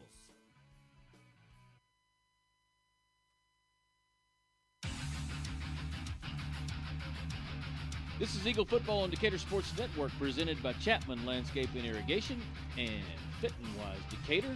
And your score with 4:15 left on your James Wood scoreboard is 52-27. Stephenville big over your Eagles. It's pretty much been that way since the first possession, to be honest. Maruska scampered for about 76 yards for the first Stephenville score, and Jackets had never really looked back. No, they applied the gas and just kept motoring. Pooch kick. This time it's going to go out of bounds, which I think that's what the Eagle return team was thinking a couple of kickoffs ago, and they let it die at the 29, and Stephenville recovered it. But, there were a couple of Decatur players right there this time. Yeah, I think they've been told. I think they were told. Yes. I agree with you. Probably rather forcefully. So let's check personnel here. Kyler Crow, Hunter Smith, Landon Feltz at receiver, Sean Dubois on the far side, and still Escobar and Nate Palmer in the backfield. Cover his kick goes out of bounds. Decatur coaching staff giving no rest to those guys, wanting to clean things up, I suppose. Will take over first down and 10 from their own 35-yard line. Well, I mean, so you started with, so they're going to have them finish it. There's your snap. Escobar looks left to throw. Incomplete. Looking for Kyler Crow. Is a little bit too high. And actually it was intended for Crow, and it was almost caught by Phelps. I was going to say, Phelps, he was right there for it. It was close. So 2nd and 10 Eagles. Well, to add to the drama tonight, now my scoreboard thing quit working. Oh, well. So here we go. Let me turning it off. On 2nd and 10, Escobar looks left, throws it complete to Feltz at the 42. He pushes his way out across the 45, and that's going to be a Christia Heston Parker Properties Eagle first down. As the clock rolls under 4 minutes left in this ball game and the Prime West Mortgage fourth quarter. He's brought down by number 28, Case Morton.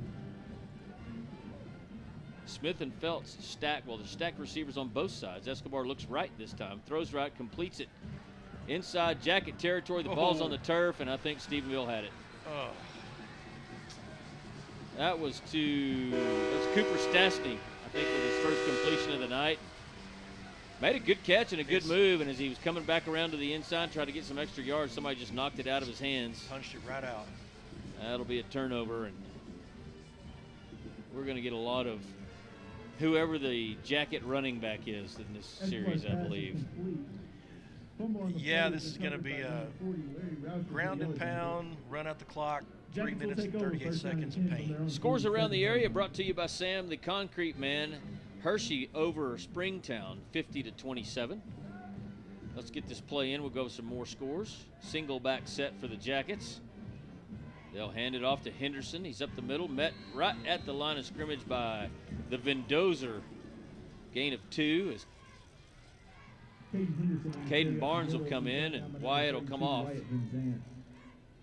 Gain of 2 on the play will make it 2nd down and 8. Wichita Falls High over Plainview, 33-18. Burke Burnett over Iowa Park, 29-22. 2nd and 8 for the Jackets from their own 49-yard line. Clock running with 3:10 left in your Prime West Mortgage fourth quarter and your ball game. Bridgeport puts another 60-something on the scoreboard tonight. 62-28 over River Oaks. There's your snap. Handoff Henderson. Jukes and jives inside Decatur territory down to the Decatur 49. Did you mention the Springtown game? I did. All right, just making sure. Boyd over Fort Worth Country Day, 24-14, starting the fourth quarter there. Mineral Wells over Benbrook, 21-14 with 8 minutes to go. Paradise big over Godley, 51-8, starting the fourth quarter. Chico takes the lead over Tom Bean, 14-7. That one late in the third quarter. Not necessarily in the area, but Brownwood over Burnett, 26-14. There's your snap on 3rd and 6.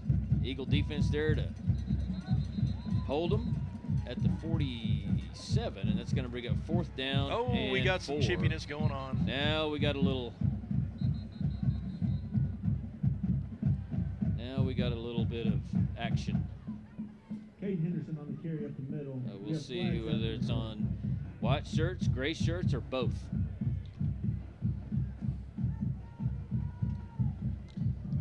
Well, it looks like, I know Caden Barnes is involved in it. The official, I think it's unsportsmanlike conduct on Stephenville. They're going to back him up. Whew.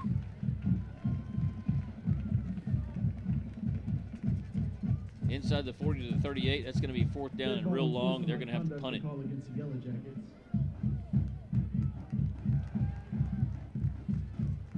I don't know why, but when he was about to step off that, in my mind, I wanted to say, back that ball up.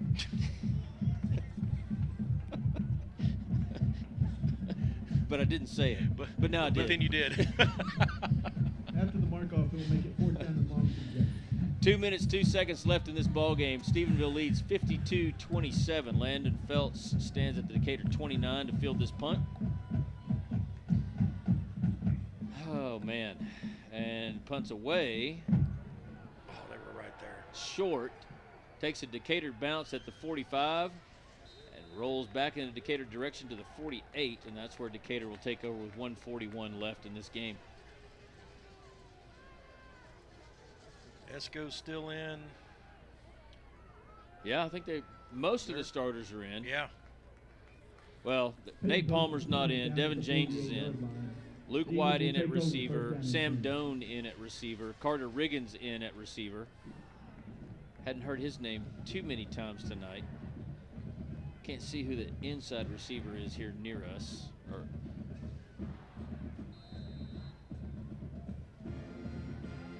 First and 10. There's your snap. Esco counter draw to James. He's nice inside Yellow Jacket territory. He's got a first down, I believe, down to the Yellow Jacket 42. And that's a Christian Heston Parker Properties Eagle first down. Decatur still playing football with 1:32 left. Devin, that was a nice little move he had there on the outside. Cooper Stastny's the receiver that I couldn't see on that far side over there. 3 receivers wide right. James motions out of the backfield. Passes complete to, I think that's Sam Doan around the far side, still on his feet. It was either 16 or 18, I couldn't tell. But inside the 20. That'd be the Case International Harvester Red Zone. We're in it.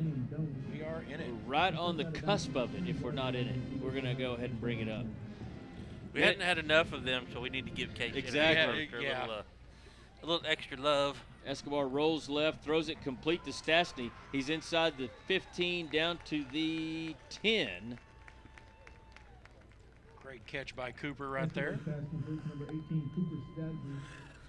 Not going to give up. No. Play to the end. Yeah, I like what I've seen in the second half, to be honest, guys. I really have. Escobar, counter draw again to James. Makes two people miss. Oh! Inside the 5-yard line, down to the 3.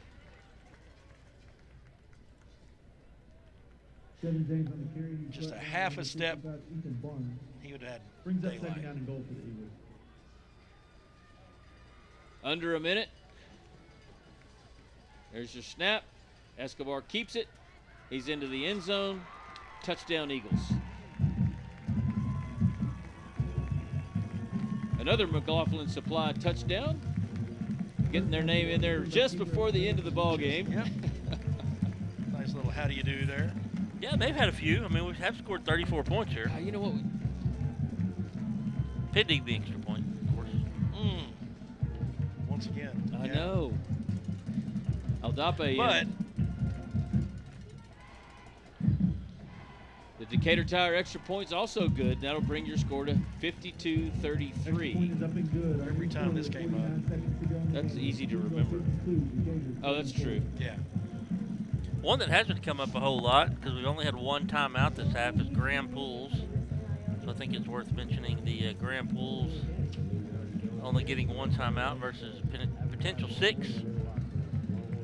So y'all go put a pool in your backyard. Call it Graham Pools. So y'all go buy some stuff, and then the next commercial that came up was Hawkins Funeral Home.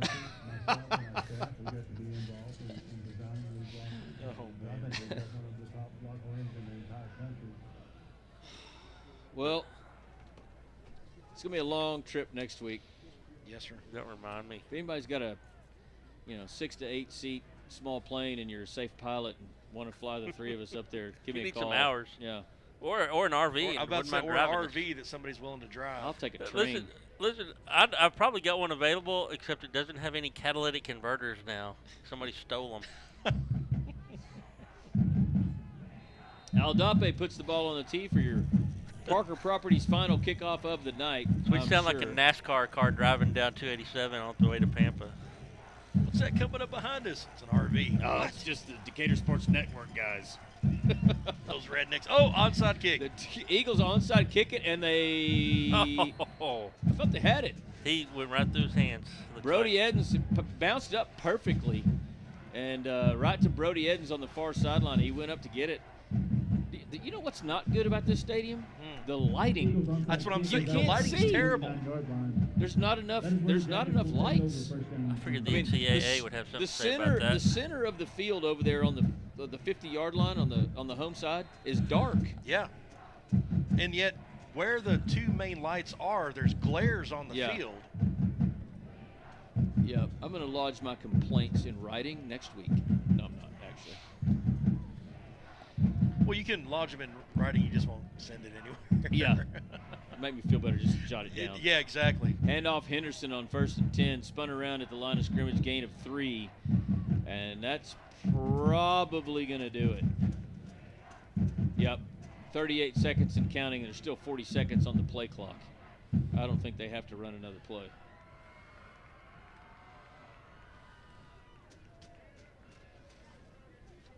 That's going to do it, boys. Yep. So your final is going to be 52-34. Stephenville is going to remain undefeated. Decatur's going to go in next week to Pampa, still looking for its first win under the new head coach, Steve Huff. Let's take a break. We'll be back with our post-game show.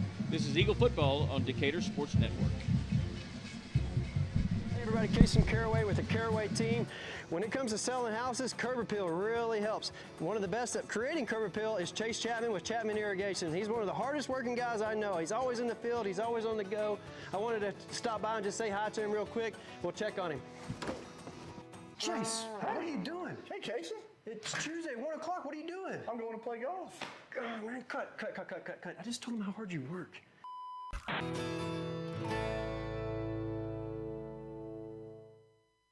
Hawkins Funeral Home is Wise County's only locally owned funeral home and has been serving Wise County and the surrounding area since 1906. The staff at Hawkins Funeral Home is available to you 24/7, 365. Call Hawkins Funeral Home at 940-627-5959 or visit one of their 3 locations in Decatur, Bridgeport, or Boyd. Hawkins Funeral Home, proud supporter of Wise County youth and education and sports. Hey Wise County, Erico AC and Heat is honored to support the Decatur Eagles. Since 1982, Erico has been Wise County's premier HVAC specialist, taking care of all your heating and cooling needs, as well as sales, refrigeration, and installation services. If you're in need of HVAC assistance, call us at 940-627-5882 or check us out online at eriehvac.com. Let's go Eagles! Woo! Fuzzy's Taco Shop is your one-stop taco shop. For breakfast, brunch, lunch, dinner, hang time, game time, you get the picture. Our Fuzzy's Baja-inspired tacos, nachos, burritos, and fresh salads are perfect for any time of the day. Grab your ticket stub and head into your local Fuzzy's in Decatur today or tomorrow for free chips and queso with a $5 purchase.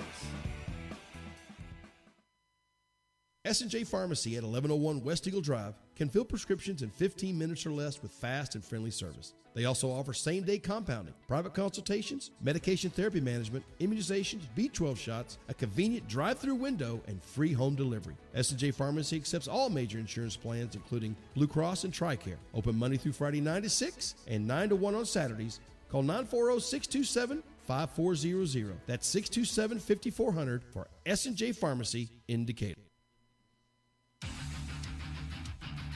This is Eagle Football on Decatur Sports Network, presented by Chapman Landscape and Irrigation and Fit and Wise Decatur. Post-game show after Decatur falls to the Stephenville Yellowjackets 52-34. Just a little bit about the game. It doesn't take long. The theme of the night from the very first Stephenville possession was the inability of the Decatur defense to stop either the running game or the passing game that the Jackets brought to them.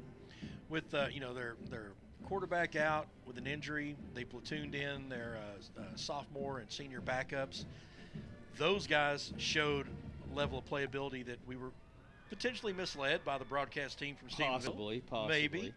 And let me tell you what I saw, Pat and Charlie, was two quarterbacks that were on their game. I saw one that could throw. The other one could throw really well, really good as well.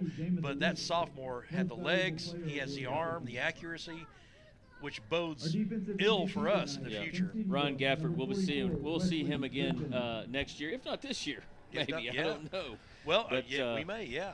I think what stands out to me the most was just the dominance of the Stephenville offensive line against the Decatur front seven. It was tremendous. It was they lived up to their hype and played well. But let's go across Wise County scores. Look around Wise County, brought to you by Goosehead Insurance, as well as your scores around the area, brought to you by Sam the Concrete Man. We'll just go through them all. I've got finals. Wichita Falls, Hershey over Springtown, 50-27.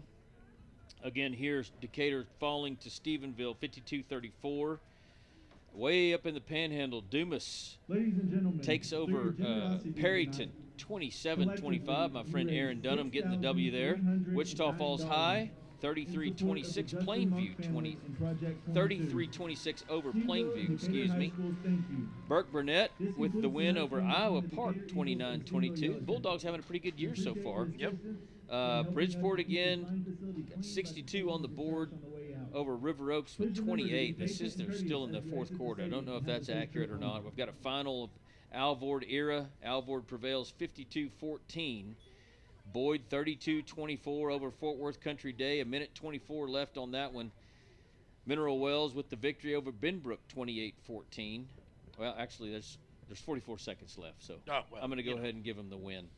Good call. Paradise Big over Godley, 51-15. Tom Bean falls to the Chico Dragons, 21-7.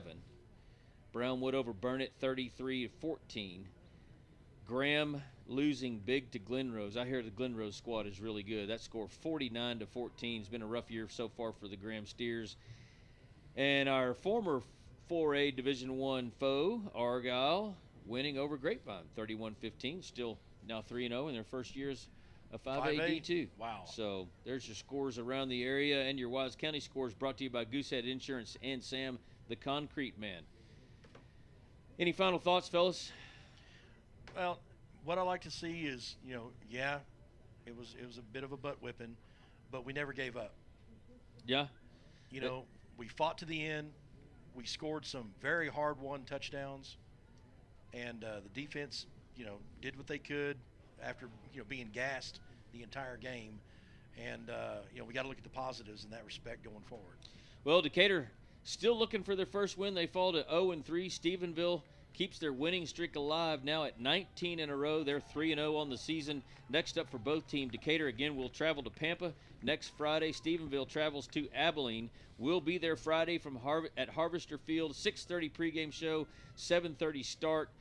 Right here on Decatur Sports Network. Tonight's broadcast has been produced by the Decatur Sports Network, and thanks to our producer over here, Charlie Tibbles on the graphics. Color commentary by you, the bearded one, Tony Mooney. I'm Pat Wadlington. The bearded one. Yeah, he's the bearded one. I am. The bearded troll. I'm Pat Wadlington saying good night, and as it showed yet again tonight, Eagle Fight never dies. Good night, everybody. Good night, folks.